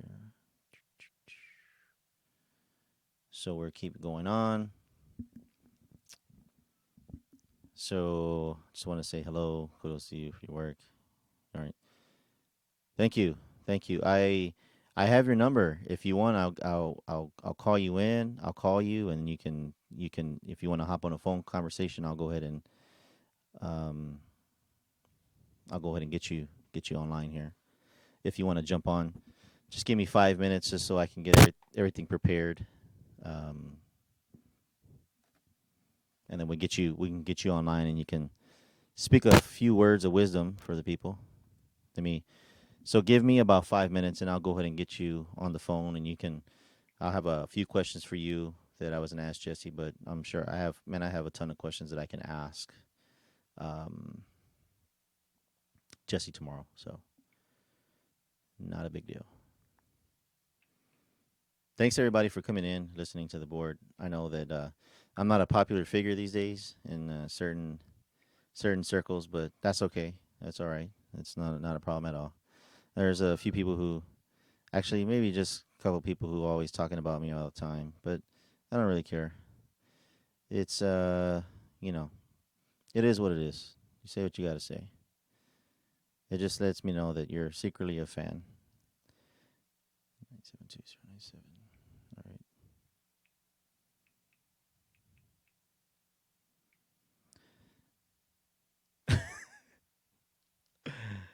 All right. Yeah, RJ, give me 5 minutes. I'm actually working on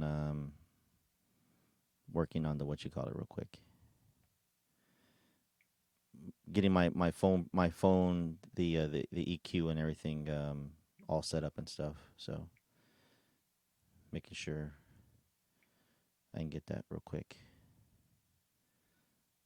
So well, thank you, Mike. I appreciate that, man. I appreciate you coming by. I appreciate everybody who's been in the chat board tonight, who has come by. And I got a question for you, Shoe Crew TV. I live in South Carolina right now, but I was in San Antonio. I was basically stationed in a base there. And let's see here. Um, I believe I'm trying to dox your location or anything, but I think you're from San Antonio, correct? And the reason why is because I know that the shoe the shoe business is or the shoe scene is pretty live down there in San Antonio. Let's see here. Um, let's see here. I'm almost there. I'm just setting, like I said, I'm just setting up the phone just to make sure we got a good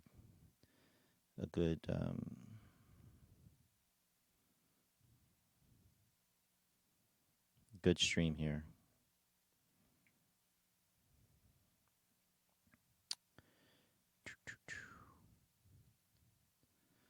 All right, we're almost there. We're almost there.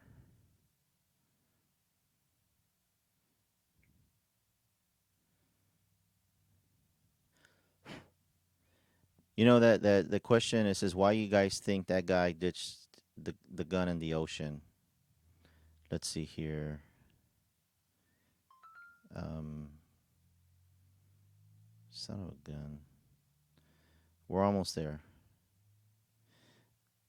I'm not a sneakerhead. Not at all. I No, not a sneakerhead at all. I mean, I like shoes, but it's not something that I go out of my way. But it looks like you are Yeezy 808. It looks like you you like tennis shoes. So let's see here. So that's a very good question. Sorry, I didn't mean to ignore that, but um, why the gun was thrown in the ocean in another area? I don't know. It's a good question. I'm sure there's a different version of that, but let's see here.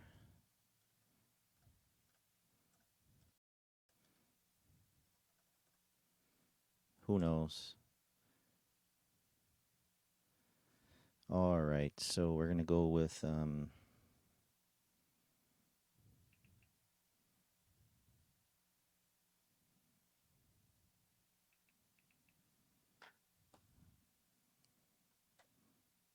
sorry about that, guys. We're just trying to get it get it all set up here. The phone. I appreciate you taking your time to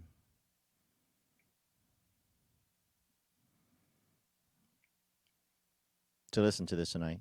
So appreciate that. Let me go ahead and let's see here. All right. So, all right, RJ. I'm gonna give you the number, the location that I'm at. I'm actually in California this week. I'm here on vacation. So that's let me give you the number and then give me about a minute to call in, plug it in.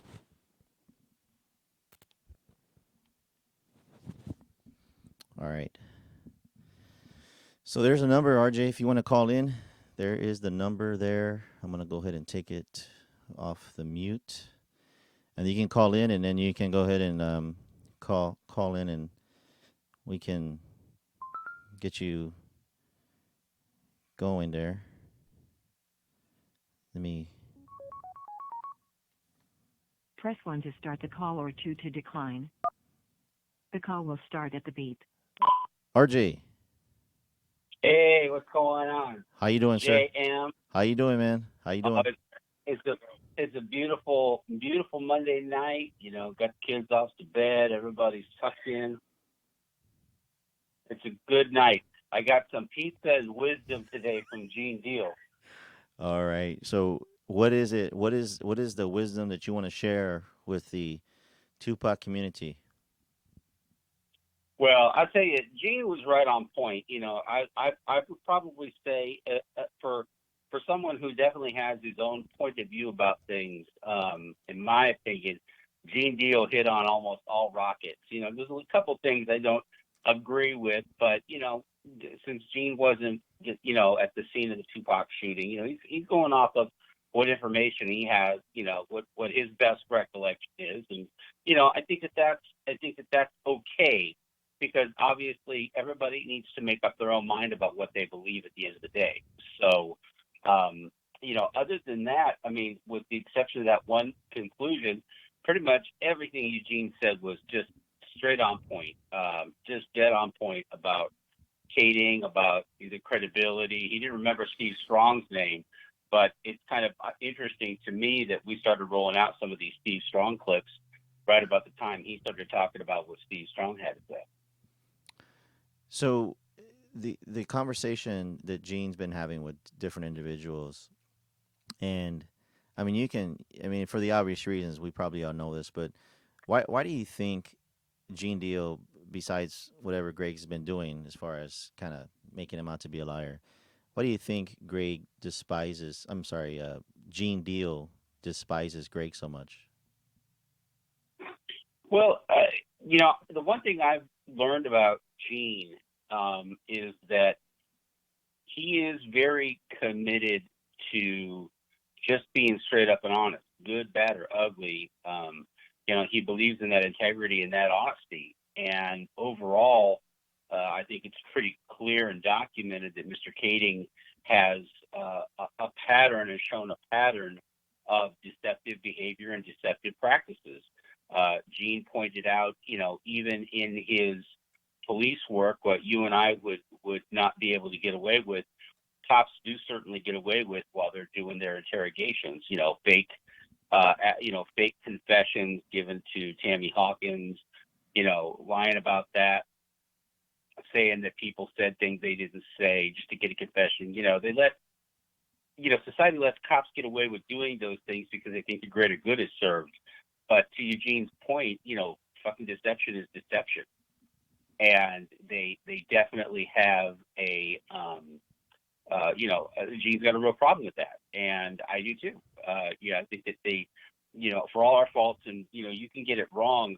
I think it's okay to get it wrong, but be honest about it. You know, don't, if you entrap somebody with dishonesty, how can you ever say that that's really the person? And of course, that's why they could never move forward on their case because the evidence they were gathering was based on very shaky detective work. Yeah, absolutely. I mean, going back to Gene Deal, I mean, he's always stuck by his story. I mean, and I know that they tried to tarnish his reputation by the whole six pack thing and some other crazy and questionable police tactics. But moving on, I know that you've been doing your live stream, and I want to say that I've actually enjoyed it. I've been listening to it. I've actually been off for a while. Jesse's been off for a while, so I mean, you've been picking up the head of steam for the lack of R2 channels and other channels that are out there that are telling a Tupac story or whatever. You've been doing a very very good job on doing that. I do have a question for you though on the actual. There's a person who threw a gun in the ocean, and I wanted to figure out and find out what your opinions are on that, and what you believe that that weapon was used to Oh, be. we're gonna go. Yeah, we're gonna go scuba diving and go pick up that gun in the Bahamas there somewhere. You know. Okay. Look, I mean, here I've said this. I said that, and by the way, thank you about the comment about the live stream. And by the way, I want everybody to know we did hit our 500 subscribers, so that's always a big thing. But I still have yet to get to your level of subscription. But what of course I in a way I could care less. In a way though, it's fun because the more subscribers you get, the more people get notified when you actually have something to say, and that's probably the thing that I like the best is that when I want to do a live stream, I think I've got something I need to say that it can reach out to a lot of people and just let them know that. But thank you for that. Really, it's kind of like RJ's filibustering or RJ's, sermon for the week, so to say, kind of thing, but thank you for that. In terms of the whole thing, I've said this before a couple of times, if it doesn't make sense, it doesn't make sense. And this whole thing, idea about you carry a gun all the way to the Bahamas to throw it in the ocean, okay? And let's forget about what Gene said about the fact that this is the third iteration of the story about what happened to the gun, okay? First, it's I don't know what happened to the gun. Then it's I gave it to my dad. Now it's I threw it in the ocean.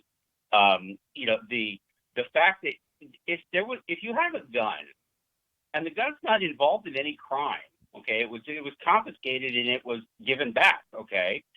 I don't know. My money means a little bit more to me than take $1,000 gun, and especially like some gold plated one or something that's really nice, and just throw it into the ocean, because it's like why would you do that? It makes zero sense.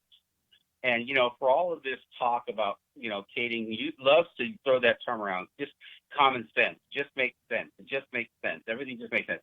Well, throwing the gun into the fucking ocean in the Bahamas doesn't make any sense to me at all. Okay, because unless that gun was actually involved in something that it needed to be disposed of, okay, none of those guys had that kind of money that they could take $1,000 gun, and of course, that gun was the fatal. I'm not saying fatal's gun, but there was the question, as we know, about guns just mysteriously walking out of the Compton evidence locker. So maybe that gun was disposed of because had it actually gone back into circulation again and actually been run, okay, that maybe it would have been proven that it came out of the Compton evidence locker. So maybe that's why they threw it in the ocean, if they threw it in the ocean. But we're going to get a crack team of scuba divers out there with Jesse and I, we're our aqua lungs and our submarine, and we're going to go in the Tupac sub and go get that gun. I think that'll be next. We went out looking for the white Cadillac, so the next video will be us out underwater looking for the gun, right? Yeah. No. And Wouldn't that be? I'm sorry, man. On a serious note, do you know who the as a police officer from Santa Monica has he ever been identified? What his name is? No, I can reach out to Kevin and I can ask him. I don't think he even remember the name of the cop that he gave the gun to. I'll go back to my stuff and look. I mean, it comes down to one of those things where it's like there's so many names and so many leads that you get. You write them down and you think, well, do I really want to talk to the guy? I mean, I don't think about talking to the guy because I never really thought that we had to corroborate the fact that he had the gun. Pretty much even Reggie agrees that the Santa Monica guy got the gun and gave it back to Kevin. Everybody's in agreement on that story, so there's no real reason to talk to the guy because all he'll say is, "Yeah, I had the gun and I gave it back to Hackie." according to Kevin, he put it in his desk drawer and just told him, come and get the gun. And it was a professional courtesy that he did.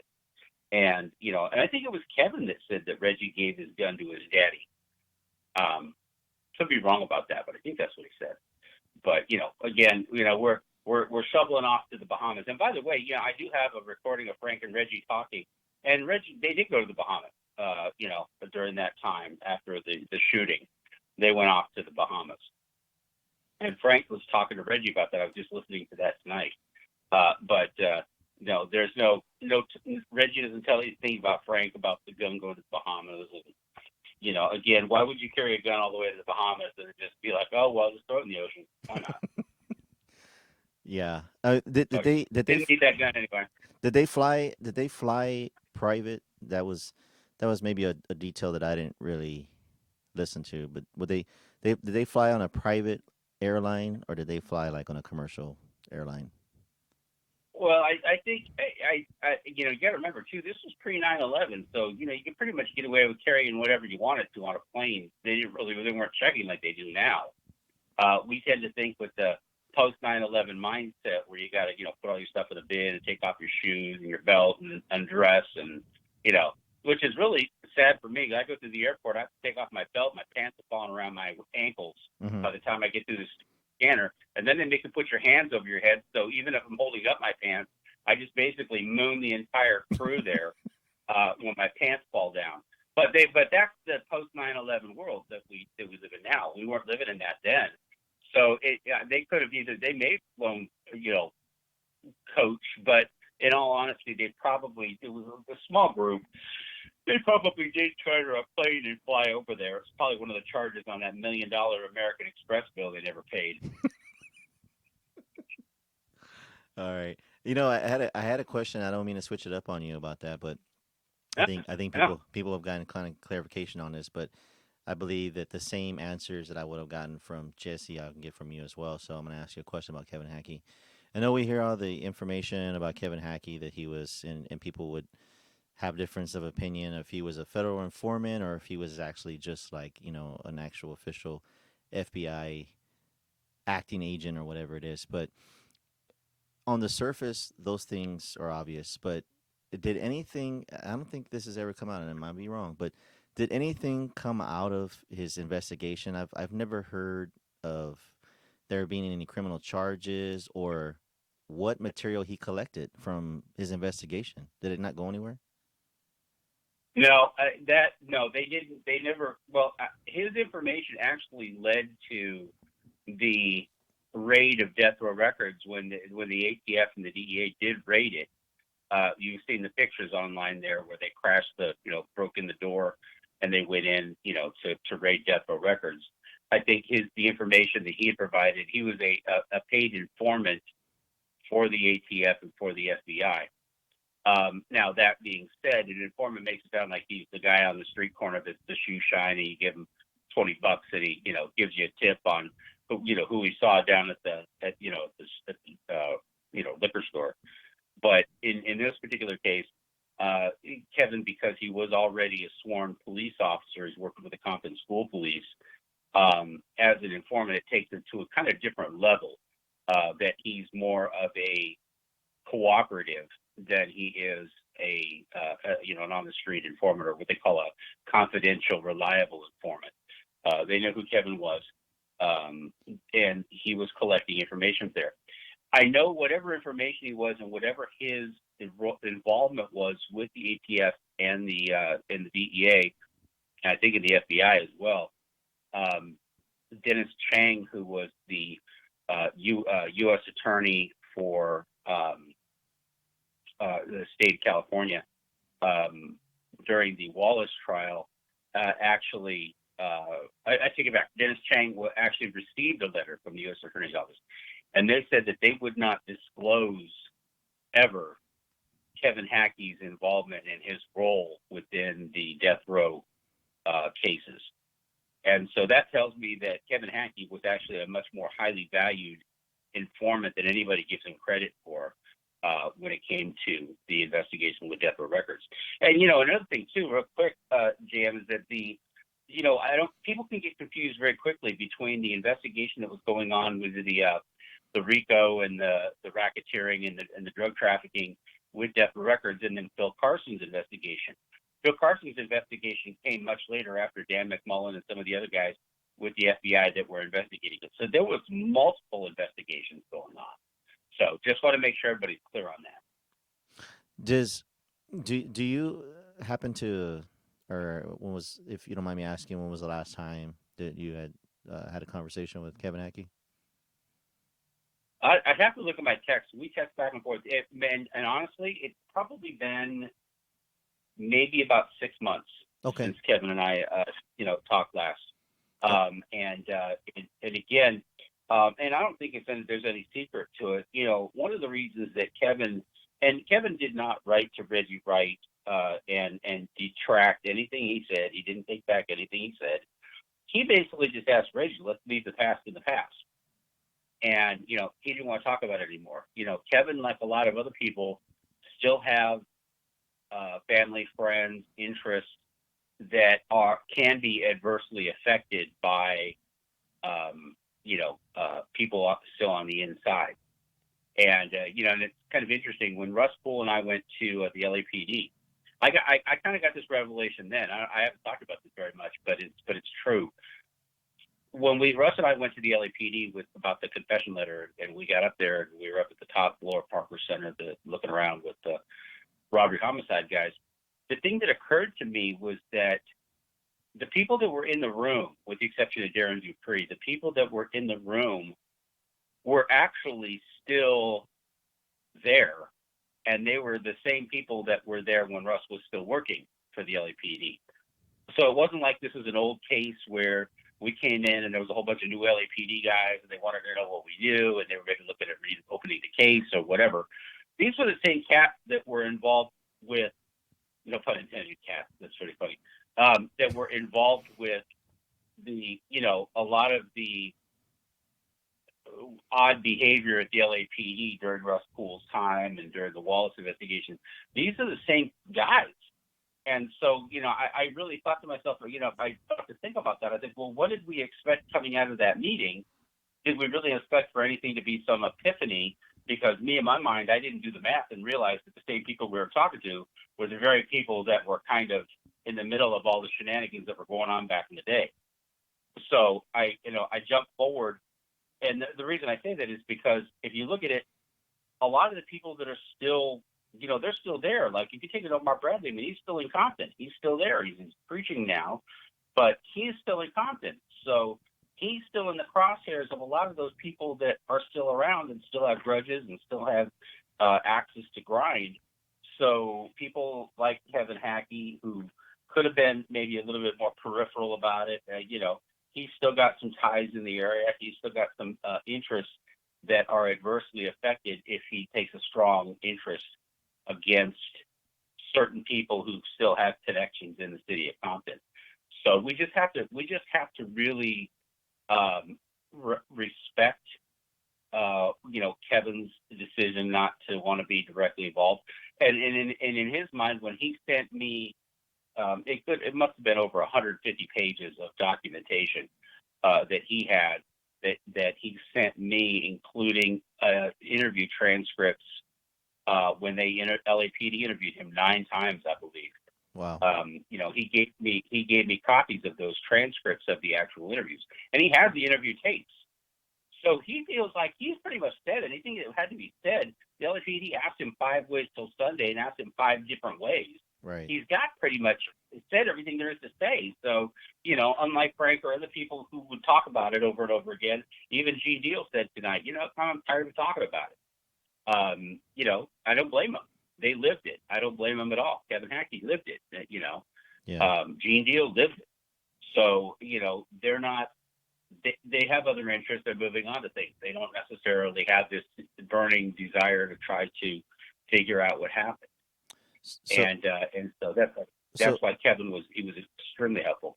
Okay, sorry. So in a short answer, RJ, you don't expect Kevin Hackie to ever do an interview or come out and write a letter or no, No, I don't know. Okay. I think Kevin has said what he has to say, and that's the end of it. I think that there's some interest that he has, some things that are going on that could be adversely affected.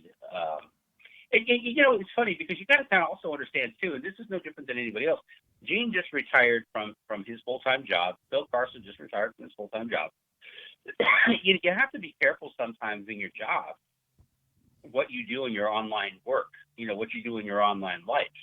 It's not like, I like, for example, let's suppose I was, worked at a church and I go online and I'm cussing and swearing online. It may get back to the church that I'm cussing and swearing at them. That's good news. I don't, but you look at if you did. And so Kevin is he's a professional security company operator. He runs an investigative agency, a security agency still.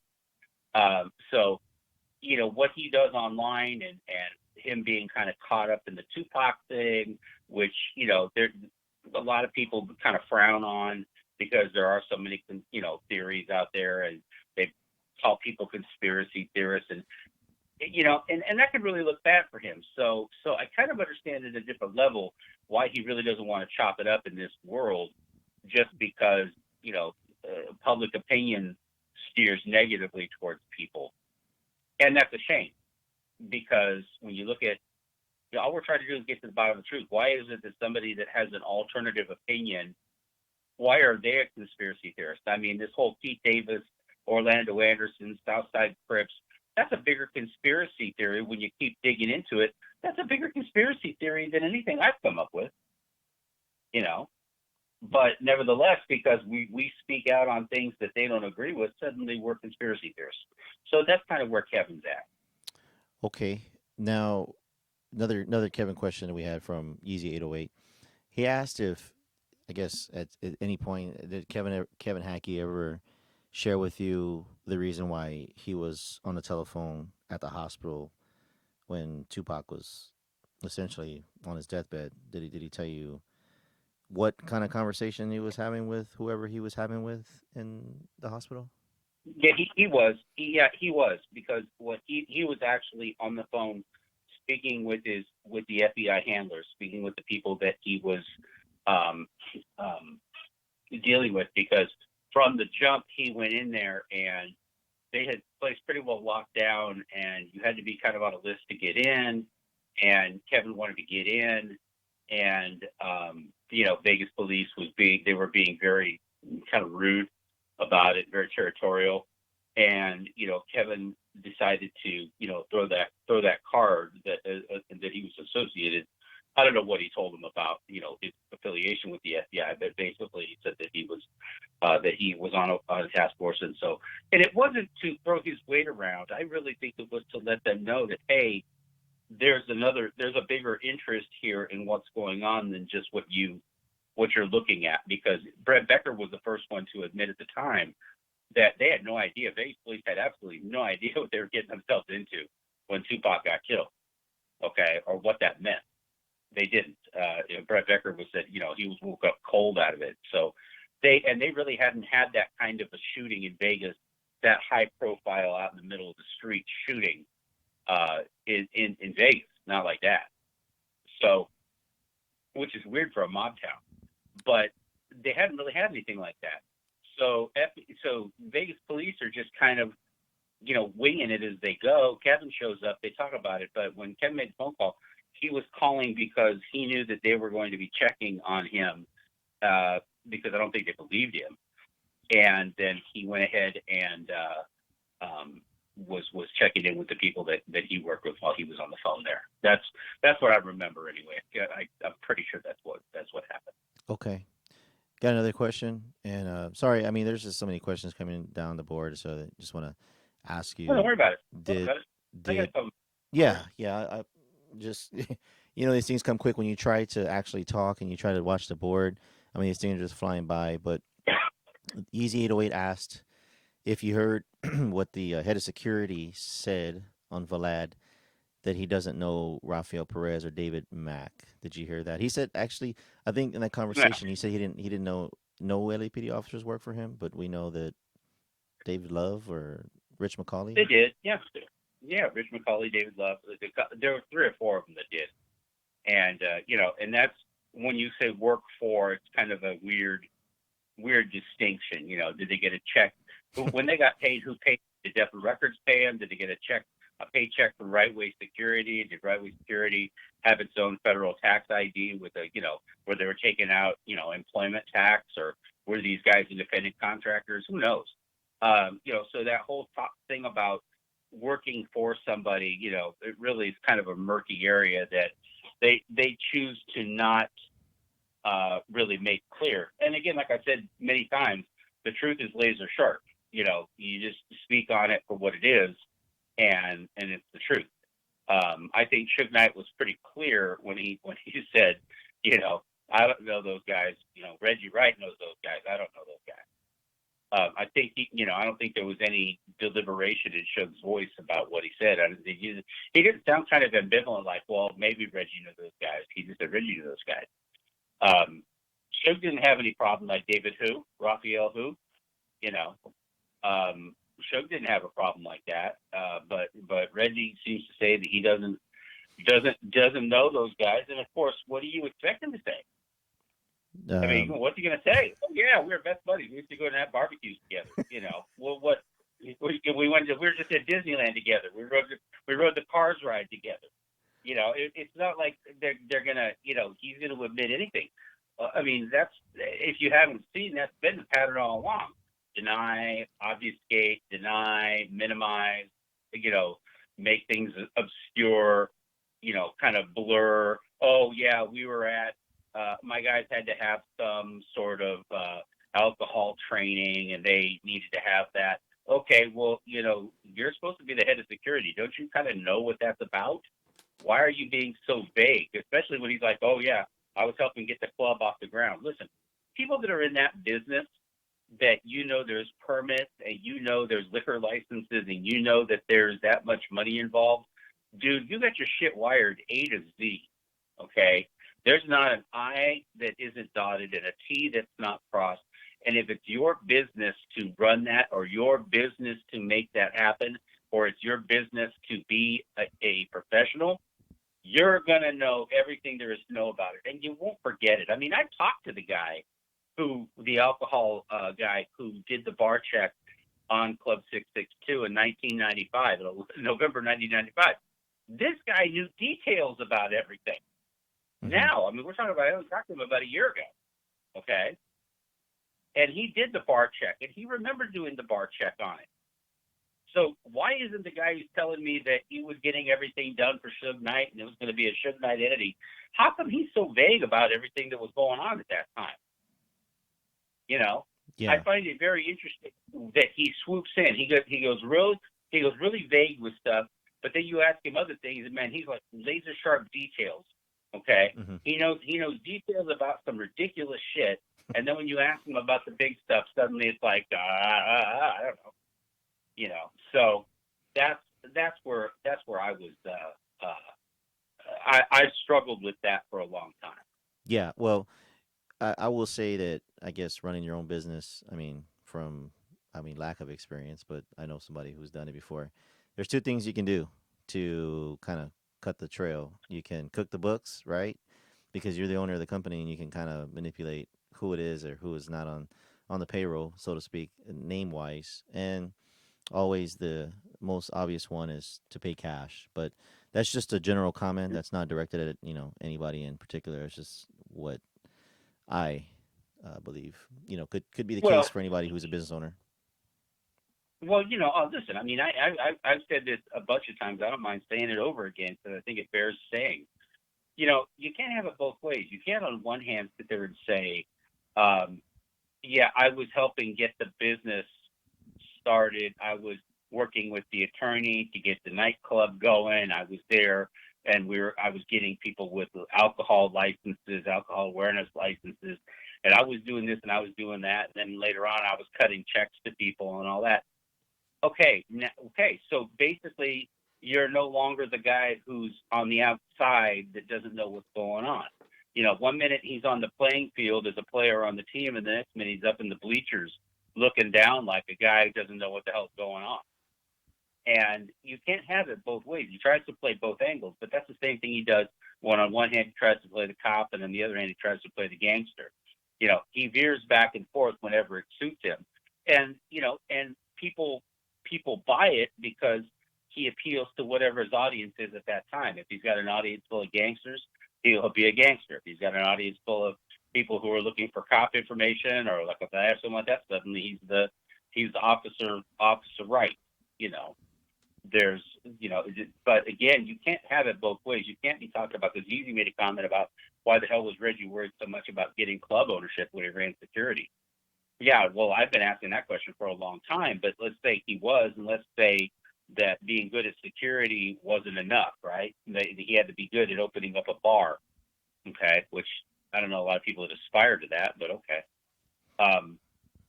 If he's the guy that's going to do that, then he should know everything there is to know detail-wise about that. And what was Tammy Hawkins' involvement with the bar?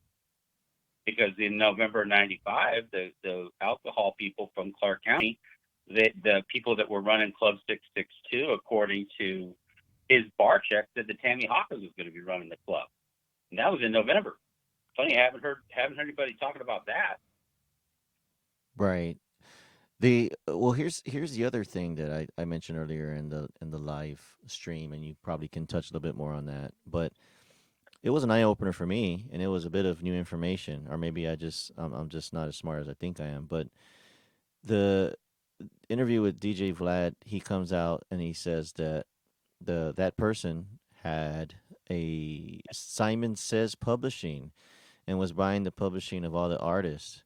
And if I'm not mistaken, I think he said there may have been a fallout between him and Suge because of maybe that, or alluded to it. Vlad TV, whatever his name is, he kind of, the way he does things, the way he says things is kind of like, you know, he just tries to get an answer from you. He's got a really conniving way of doing it. But did you know anything about that Simon Says Publishing? Because Yeah. He took over and started a company called Simon Says Publishing. The company went belly up like every other company he started. The thing went belly up because the California Franchise Tax Board got involved. The Franchise Tax Board is the ones who does taxes on businesses, and they'll shut your company down because you don't pay your taxes. okay, And so the Franchise Tax Board shut it down. It was, but yeah, I mean, there was an entity called Simon Says Publishing. Somebody else had it, and I think he took over for it. If memory serves, I think he took it over. And but as far as the legitimate company goes, it was defunct almost from the start. So whatever the intention was, it didn't go anywhere. is there any public record of any of the information on that company as far as whose Yeah, record, yeah, whose publishing is yeah, owned? yeah, You yeah. should share that It's on the out next there. live stream if you have that information available. I think it'd be Yeah, I can. It may be something that goes on the Facebook page, on the assassination Facebook page. Documents are kind of tough to do on the live streams, but more importantly, what I want to make sure we do, and there's kind of an ethical line that I try not to cross, and that is what is public and what is private. If he's talked about it, okay, sure, I don't have a problem doing it. But I don't want Simon Says Publishing to get in the way of the broader discussion of what his culpability and liability was for in the murders of these two good men who didn't deserve to die when they did. okay. And so I don't want to be chasing down too many rabbit holes. It's interesting information, but I don't know that it has much to do with it. That's why I say I'll put it out on the Facebook page. But there's a couple people I want to talk to before I release that kind of stuff. Because again, like I said, I wouldn't want, either. I think there's just a line that you don't cross in terms of putting information out there because it's really nobody's business. He's mentioned it. If he's mentioned it, I don't know what. I have to go back and listen to it. Personally, I'm fucking tired of the Vlad interview. So what's it going to be next? part 118. Reggie talks about his Twinkie addiction. I mean, what's it fucking gonna be? Yeah. Reggie part 175. I mean, how long are you gonna ride this thing? I mean, good lord. I mean, he's flogging it like a slave. It's just bad news. The You know. the people give flack to J Mix for the because he cuts up the interviews in pieces, and I Yeah, and I understand it. I mean, it's terrible. but Vlad really takes the cake when he does the segments. I mean, what are they at now? Like 17, 16? Yeah, they are. They're like part 17 now at this point. It's just kind of stupid. Like I said, and the topics are getting kind of more and more, uh, obscure as it goes. I mean, yeah, there's some interesting ones to talk about, but you do an interview and there's always all this other information, but there's kind of the core of your interview. What do you want to know? What do you want to talk to this person about? But after part 175. Reggie talks about what color jeans he wore yesterday. Do people really care that much about what the guy has to say? Right. That really is all that important. So that's where that goes. But I will say that I really wish that Vlad and other ones like that weren't quite so hard on the whole copyright thing, because quite honestly, I mean, I would love to show that, and I'd show it over and again in a loop, where Vlad asked Reggie some question about something, and Reggie just looked at him like a deer in the headlights. And then they had a hard cut. Then there was this hard jump cut to even just a different point of view altogether. And Reggie just was in the middle of answering the question, and they just kind of jumped right in the middle of it. But it looked like, of course, he gathered his wits about him and answered the question, but he just had this look on his face like, huh? When they asked him the question, and then there was that hard jump cut. I Right. don't trust that shit. I mean, when you're making a movie, people understand that you're making a movie like a commercial documentary. They understand that you can't put a 2.5-hour interview in there with somebody. It'd be boring as shit to have one interview in there. So you try to get to the best of what you can on your story as to what people have to say. I get that, but YouTube, these guys sit around and pull their puds for 4.5 hours. Okay, Right. on Bomb First, they get there and they pull their puds for 4.5 hours. So it's clear that if Vlad just wanted to put the Reggie interview out, he should just put the fucking Reggie interview out and let as many people want to see it. But instead, what he's doing is and again, why isn't everybody hating on Vlad for being in it for the money? If they're going to come after my ass or come after Jesse or come after anybody else who's doing a YouTube channel, why the heck aren't they just all pissing all over Vlad? Because if anybody has shown that they're in it for the content and the money and the platform, as Vlad calls it in his interview, why aren't they shitting all over him? I mean, he hasn't even tried to do anything with those interviews other than put them out in 80 parts and try to monetize them all. Really, City of you know. Oh man, City of Lies, City of Lies, and I am sorry to segue into this, but City of Lies. Any new information about City of Lies? Yeah. From what I understand, the good news about it was that City of Lies was kept out of the bankruptcy of the distributor. A lot of movies were caught up when the video distribution company that was supposed to put it out, when they went bankrupt, when they went bankrupt, a lot of movies got left in limbo because of it. City of Lies was not one of them. This distribution company has since had a company come in and make an offer to buy the company. I think they're trying to work out the details of it right now, to buy the assets, whatever movies that they had actively that they were distributing. But City of Lies was outside of that loop. So the company that owns City of Lies still owns it. The distribution deal failed, but from what I understand, they're negotiating another distribution deal as we speak. So, a movie like that doesn't stay gone long, especially when you've got an A-list celebrity. Look how many movies, the floating turds that John Travolta has put out, and they find a distributor. So Johnny Depp will find a distributor for this movie, no question. Yeah, and I know that it, and if I had to guess, I'm sure it'll make its money back. Whatever money they spend on the production, they'll certainly get it back, recoup it. Yeah. The Yeah. Well, the thing is, go ahead. Go no, ahead. I'm no, sorry. go ahead, I RJ. I'm interrupted sorry. you. I said no. What everybody needs to understand is kind of what happened with that. It had nothing to do with City of Lies. It had nothing to do with the movie. It had nothing to do with the content of the movie. Nobody was out there trying to stop it from getting done. What happened was the company, which was called Open Road Entertainment, and a company I worked for many years ago, was they were our client, and so I know I know the people that were involved with it. They ran it into the ground. They got a Chinese company to do a major investment in them, bought the majority of the company, and they changed the name of the company from Open Road to Global Road Entertainment. And they're a distributor. Basically, what they do is they get a movie that comes in from a film company that's completed, and their job is to go find a place to put the movie out, whether that be Netflix or an online platform or movie theaters or international movie theaters or whatever. And they figure out this whole thing about where it goes.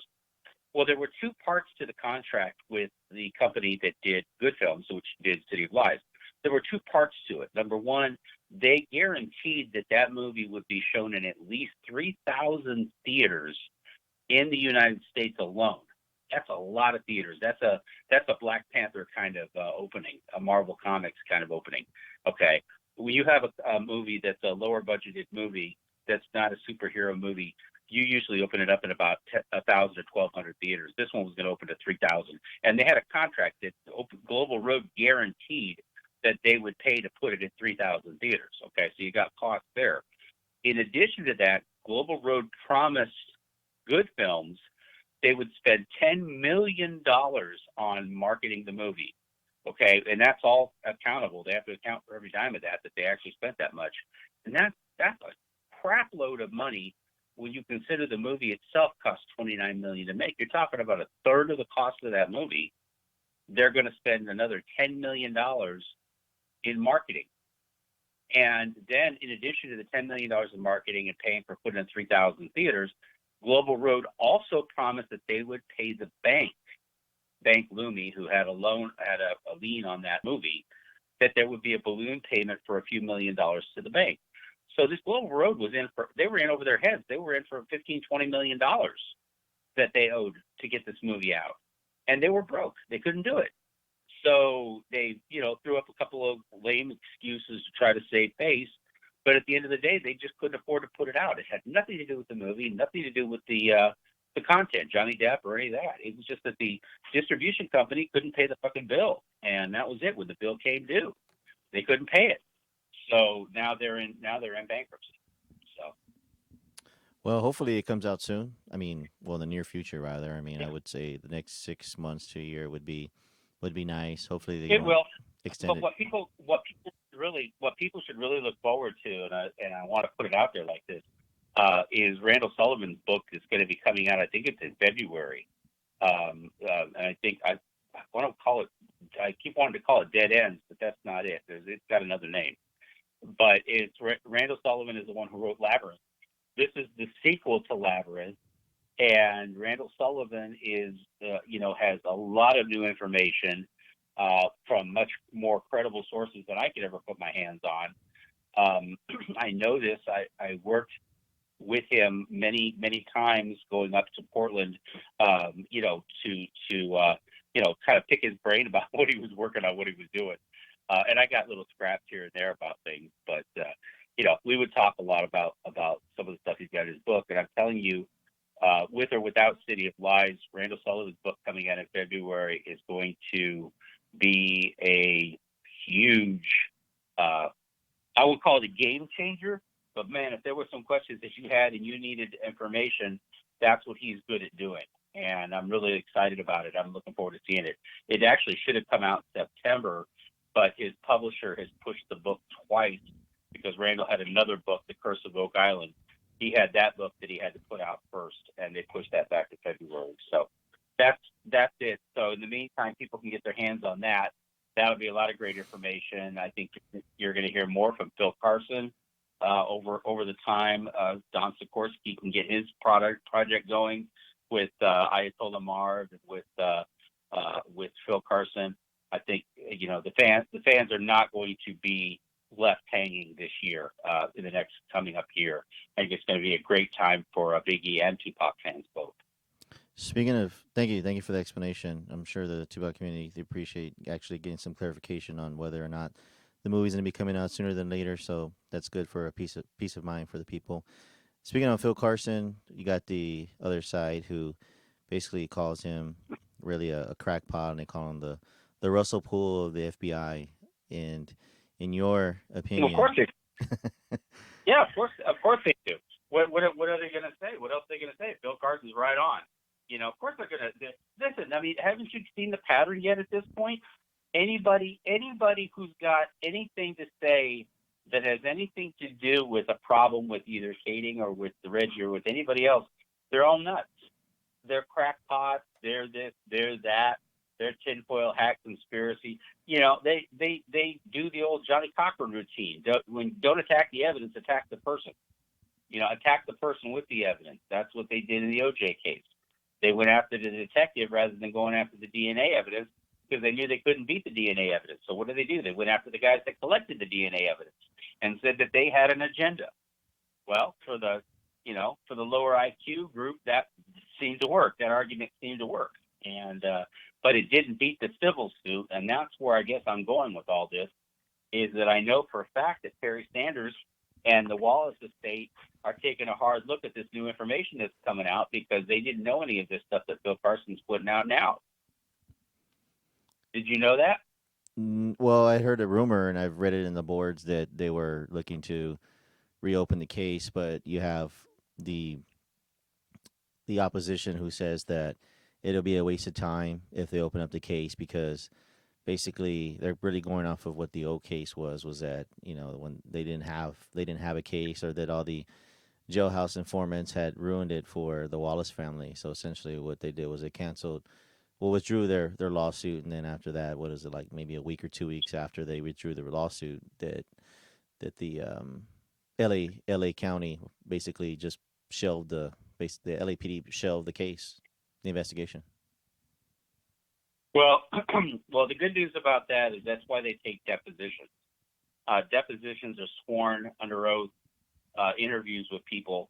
They take depositions, and those depositions can be used years later to counter against what other people have said, in case anybody changes their mind later. But no, I mean, they can say that all day long. I mean, they're speculating, but I can tell you that a lot of what Phil Carson, you got to remember this. Phil Carson talked about going to Perry Sanders' office, and they went there and they did an interview with Perry Sanders. Okay. What you got to understand is he was doing that as an FBI agent. And most of the time, when you think about your typical FBI agent interviews, they're going to interview you, and they're going to ask you anything they want to ask you about what you know. But if you ask them about what they know, what do you think they're going to tell you? We can't comment on that. It's an ongoing investigation. We're not telling you shit. Mm-hmm. Okay? So even a Perry Sanders, who, clearly their ships seem to be sailing in a similar direction, even at Perry Sanders, Phil Carson, because he is an investigator, he's with the FBI, on duty, actively involved, he's not going to tell Perry Sanders what the FBI knows about stuff because that's his job. They're not supposed to do that. Well, now that he's not with the FBI anymore, he's free to talk about those things that he couldn't tell Perry Sanders back because he just either was legally obligated not to, or it was against department policy. Now he can tell Perry Sanders those things.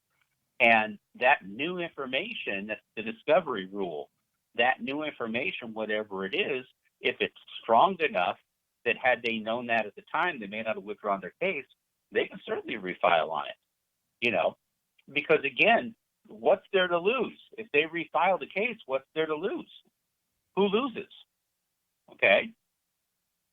And the fact that there is all of this deception going on with regards to the investigation and, ponied up documents for the Poochie Faust thing and, the way that the case was investigated and who was managing the case. I mean, a lot of that stuff can play into this to a refiling of the Wallace suit. So Sanders is actually still trying to get his head wrapped around the things that Phil Carson is saying. Because, I mean, can you imagine? Can you imagine me and Perry Sanders? You like all, damn, how come you didn't tell me that before? You know, and then Phil Carson lays down another bomb, and it's like, well, damn, how come you didn't tell me that? You know, how many more things is Phil Carson going to lay out there before Perry Sanders feels like, geez, man, why couldn't you have told me half of what you're saying right now? You know, I haven't read that the way whole. it is. I haven't read that whole. I haven't even read that whole article yet. I'm sure there's some Yeah. bombshells in it. But do you have any direct connection with Phil Carson, or have you had any direct connection with Phil Carson? Well, I have had enough of contact with Phil that I've been able to ask him questions and get direct answers from him because I know of a reporter who I actually kind of got him going in that direction. He's with a reputable news source who went out and interviewed Phil and was nice enough to ask me, "Hey, do you have any questions for Phil Carson before I go out and talk to him?" I'm like, oh yeah, hell yeah. Okay. Okay. So yeah, so I laid out some questions and he asked those questions and the answers were given. And the only reason I can't say anything about it right at this moment is because I have to wait for the article to come out. That's his article. He was nice enough to do that for me when his article comes out. And there is an accompanying interview tape, or he gives that information out. I don't know what's going to make it into the article or not going to make it into the article, but yeah, I got to ask the questions I wanted to know, and I got answers to the questions I wanted to know. And so, and like I said though, but in fairness, and out of respect to the reporter that's writing the article, until that article comes out, I'm not going to spoil it for him. And I'm going to let him put it out. But then after he puts it out, whatever he hasn't put out, we're talking about it. Okay. No, that's I can certainly appreciate that. I mean, I wouldn't would step over somebody's toes when they've given me the some good information and then just go ahead and put it out there. But they have a question. Mike Fami has a question for you, and I think you put the document on one of your YouTube videos. The leads to Phil Carson's the document that the article rather the article that was written. I don't know by who, but do you remember Yes. or do you have that link? Can you post that link to maybe Yeah, your next page? let me find it. Hey, Mike. Yeah, you know what's funny is I hear from Mike a lot on other channels. Just not on the Tupac channel, but I hear from him about stuff. He's got some good stuff going on in his life. I'm very happy for him. Yeah, hang on a quick second. Well, right. I'll put the link up. Hey, yeah, I'll put the link up. I have to find it, but hang on, give me 2 seconds. Yeah, if you can let me You'll know. hear me. Yeah, if you can let me know Yeah. where it's at, I can go ahead and post the link here so that people can go and read the Yeah, article. it's called the Daily Beast is the name of the newspaper. It's at www.thedailybeast.com, and the article is called "Former FBI Agent: How the LAPD Derailed My Investigation." Okay. So there you go. I'm sure they can do a general search there. Yeah, dailybeast.com. Yeah. Dailybeast.com. Otherwise, you'd hear me picking up the keyboard. Okay. Perfect.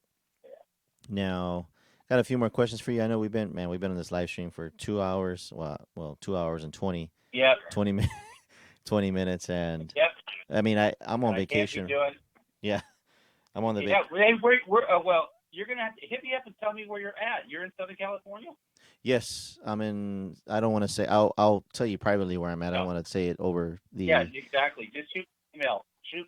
You know how to hit me on the email. Oh. Shoot me an email. Let me know where you are. Let me know where you are, man. I'm mobile when you get together. Oh yeah, absolutely. Let's see here if there's any other questions here that the board has that they want to ask. Let's see here. So, well, let me ask you this: while I'm trying to get this question cooking here, is there any projects or anything that you're working on that is going to be on the level of like the movies that you've been making? Well, actually, I've actually done a couple of non-Tupac things. I'm working on a book, or a book that's done, and we're shopping it around right now about a murder that happened in Ohio. Light stuff, like I like to stay on all this happy, happy and sunshine and gumdrops stuff. But it's another murder. It's not a mystery. It's not a whodunit, but it's about a murder that took place and a guy that was convicted, and there's some questions as to whether or not he was really guilty. So, I'm working on that. I think that's going to be very well received. And I've got a Rust Pool documentary that I could do. There's been a lot of talk about whether or not I was going to do one or not. Um, I'd really like to see what comes out with City of Lies and what comes out, with the Sullivan book and some of this other stuff. I'd like to see what comes out of all of that before I jump into a documentary, only because I don't want to, be repeating the same information over and over again. I'd really like to add to whatever value there is out there rather than just, beat the same thing up all over again. So I've been pretty cautious about wanting to put out another one. Many people have asked if I'm going to do a Biggie version of the Tupac assassination movies, Mm-hmm. focusing on the Biggie case. I don't know. If I have a schedule to be able to do it, it'll probably be this summer. I'll dig into it because that's really the first time I'm going to be able to surface with the other projects I'm working on to get into that.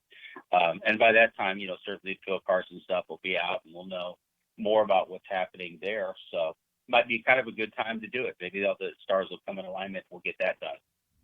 But as far as the Tupac stuff goes, that's the big thing I've been doing with the YouTube channel is just kind of trying to keep all that information evergreen, keep everybody, up to date on the latest.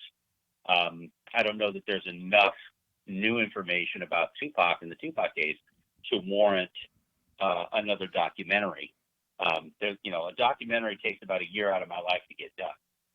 So, that's it's a big ask, for sure. Battle for Compton took over almost 15 months to get done. So it's a big ask of your time and your life, and your kids and your wife kind of get put aside for all of that. It's like going back to school or joining the army. You're gone sequestered for a while, and you lose all that time with your kids and your wife that you could be doing. And so it's a big ask.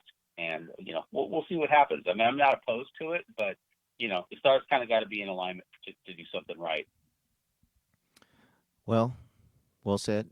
I have one last question for you. I mean, there's some from the board, but is there anything that you can say from the Tupac case or the Biggie case that nobody has ever heard before regarding either case? A detail? Anything? Something that nobody's heard before. Well, I kind of dropped that one on everybody. Reggie's been talking about the whole Club 662 thing. I've mentioned the bar check that they did in 1995, which, by the way, shows that several of the security guards that Reggie said needed to go take that alcohol awareness training. He keeps saying they didn't have a security meeting, that was actually a training class that they all had to take. That's a joke. But that security meeting or the alcohol class, there's documents out that show that half the guards already had their alcohol awareness certificate. They didn't need a new one, not yet anyway. They didn't even need to renew it at that point, but that they already had them, that they were valid. And it was interesting because the company, when they came in there and they were looking for who was running Club 662, and it was named Club 662 at that point, so it was clear that Death Row Records was involved with it because it was called something else prior to that. Club 662, they went in there and they did the bar check. The guy who was running the bar, and it was clear in the note, they said this is clearly the guy running the show. He worked for a company called Mookie Management. Mookie Management is the company that paid for the liquor license for Club 662. They're the ones that wrote the check. And Mookie Management was a company that was started by David Kenner and was affiliated with people, quote unquote, from New York. So it's a very intriguing thing to think about a New York connection to Club 662 with the people that were involved with that. But in the middle of all of that, when they're asking the guy who's running Club 662 from Mookie Management, who's going to be running the club, suddenly Tammy Hawkins' name comes out as the woman who's going to be running the club. And from everything I've heard about the way they tried to downplay Teresa Swan and all she was, the baby mama, right? Mm-hmm. Yeah, that's all she was, right? Well, now all of a sudden they've got her trusted enough that she's going to be running Club 662. So that's a lot to be said for Tammy Hawkins. And it makes me want to know even more about who is Tammy Hawkins and why is she so important to this whole story? Nobody ever wants to talk about her. I mean, I don't know if that's because they just don't want her to be directly involved in any of this stuff that's happening, or is it because the story or the confession that supposedly Great Kading got from her was full of, crap and Well, they don't want to. They don't want to mention her name, even though everybody knows who it is. Even when asked directly about it, he keeps referring to Teresa Swan and not calling her for who she is, even though everybody knows who that is. There's a lot going on there. I mean, again, Reggie was the one that was paying. He got evicted with her when when the guy filed court paperwork to have them evicted from a house that they were renting. Reggie says he was renting it for her, and he was on the lease.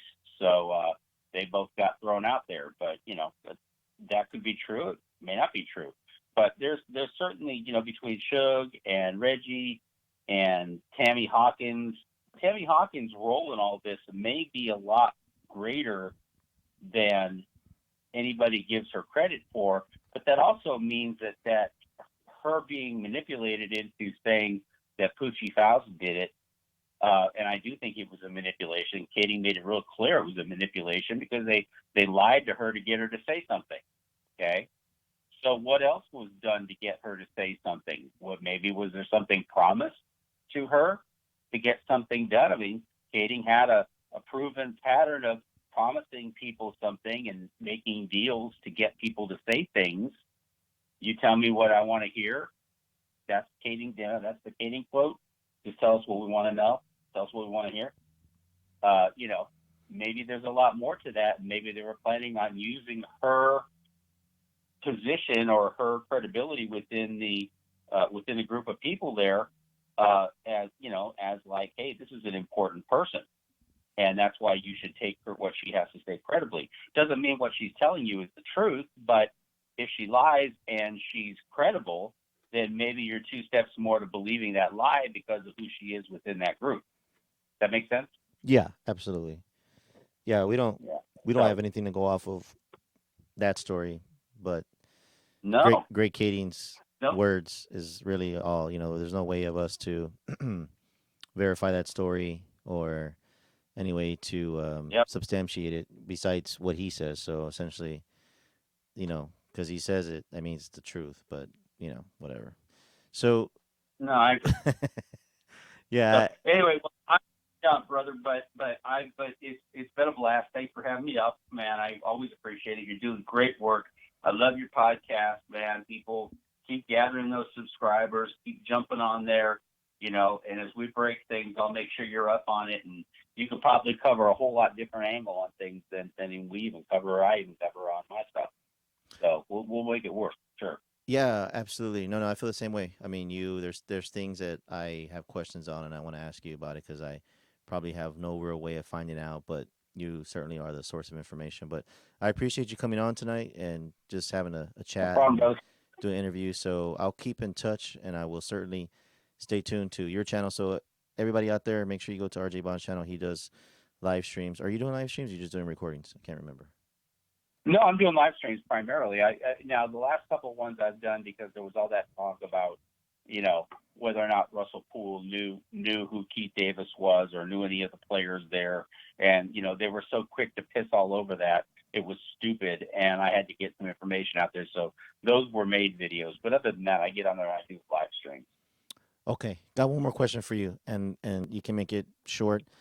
Um, Jason Fleiker, he asked if there's a link between the head of security and Morris A.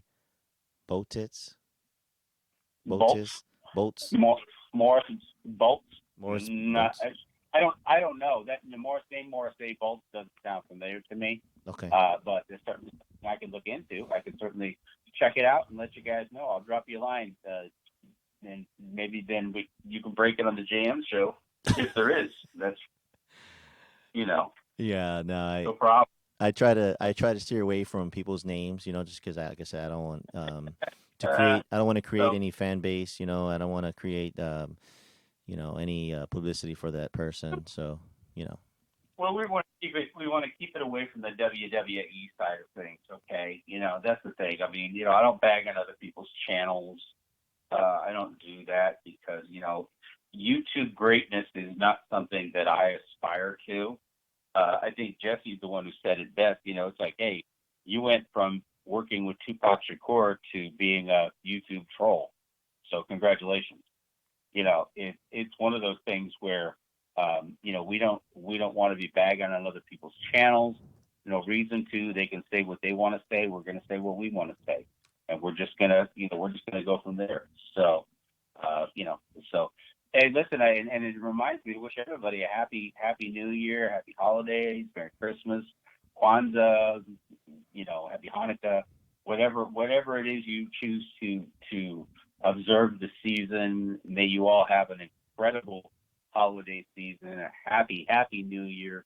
We'll probably hear from us a couple of times because we'll have a little bit of time at home, so that'll be kind of fun. I get bored around the holiday time, so I can chime in, but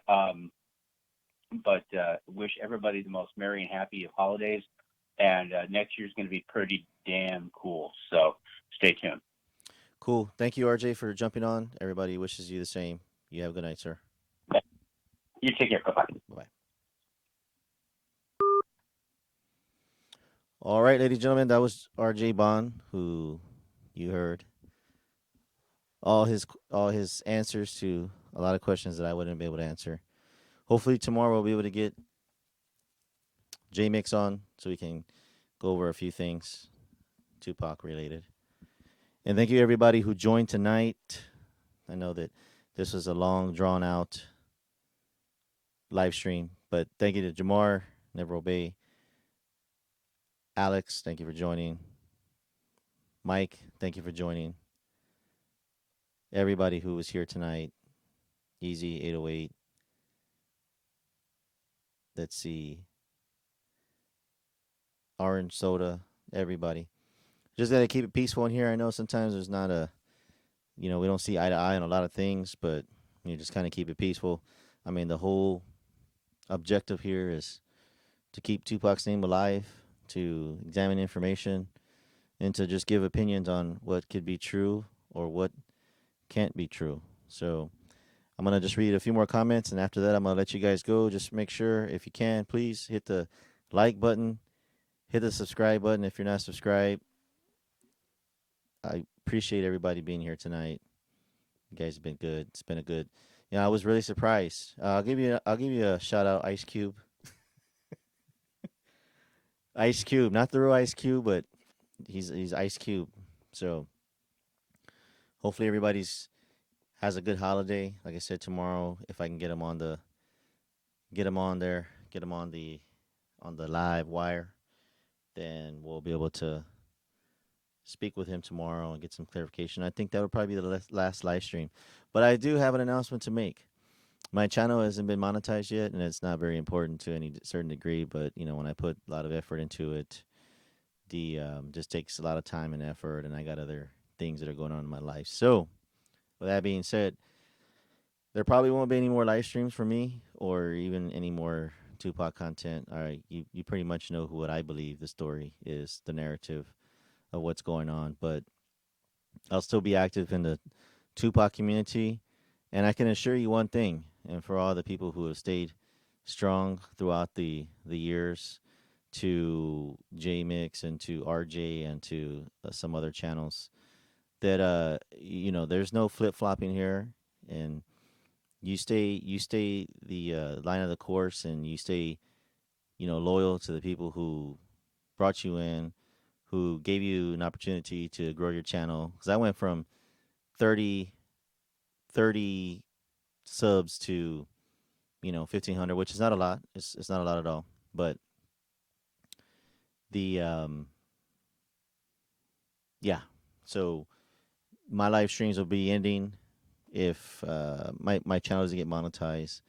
Well, like I said, it's not important. I don't do this for the money. There's there's no money in this. For anybody who believes that there's money in YouTube, I mean, the only money that's going to be made in YouTube is if you're a YouTube sensation. You have like millions of views. If you're even the DJ Vlads of the world, you're going to get the you'll get the money, but you won't get a lot of respect, so to speak. So um, let's see here.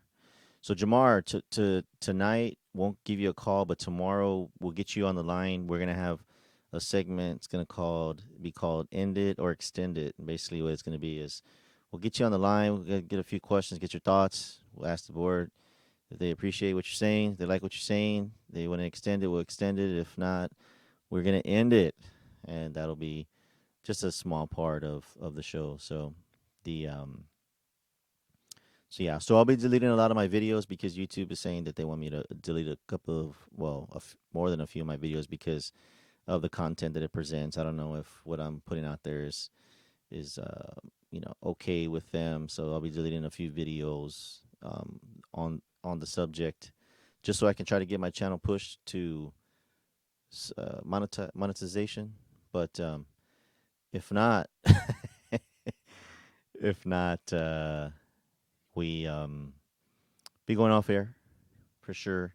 It just takes too much time. It takes a lot of time editing or whatever, and really, I'm just here to promote Tupac in a certain sense. So, but I'll still be active in the community regardless.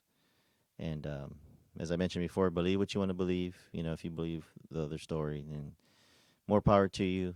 If you believe what we believe, then that's cool. Um, if not, then hey, it is what it is. Do your live streams on live stream or Twitch? Yeah, that may be a possibility. So, um, anybody want to say any last words before we conclude this live stream for tonight? We have a total of 31 people in here, which is not too bad. Pretty good. It's not the 200 that JMix gets, but got to start somewhere, right? So tap the bell twice. So let's.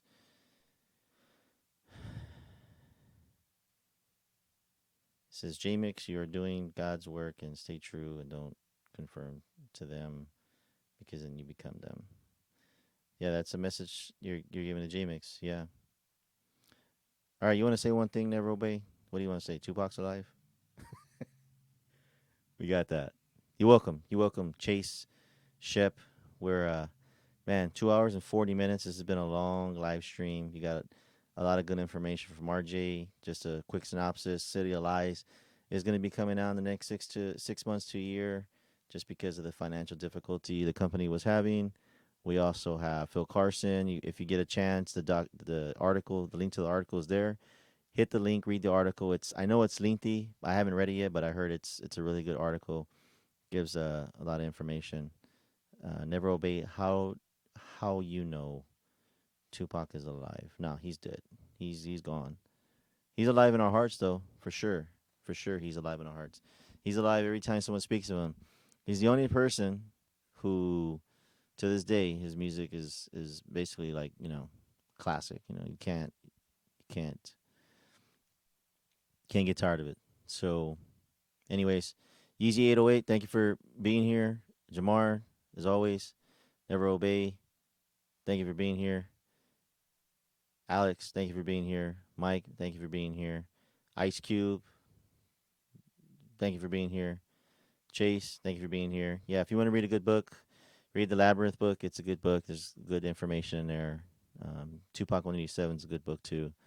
You can kind of piece all this stuff together, and it kind of gives you kind of a breakdown timeline of what has taken place or whatever. I know there's another recording or a book out there called Chaos of Merchants. I don't know if that was by somebody else. I don't know. I don't think that was by R.J. Bond. I think that was by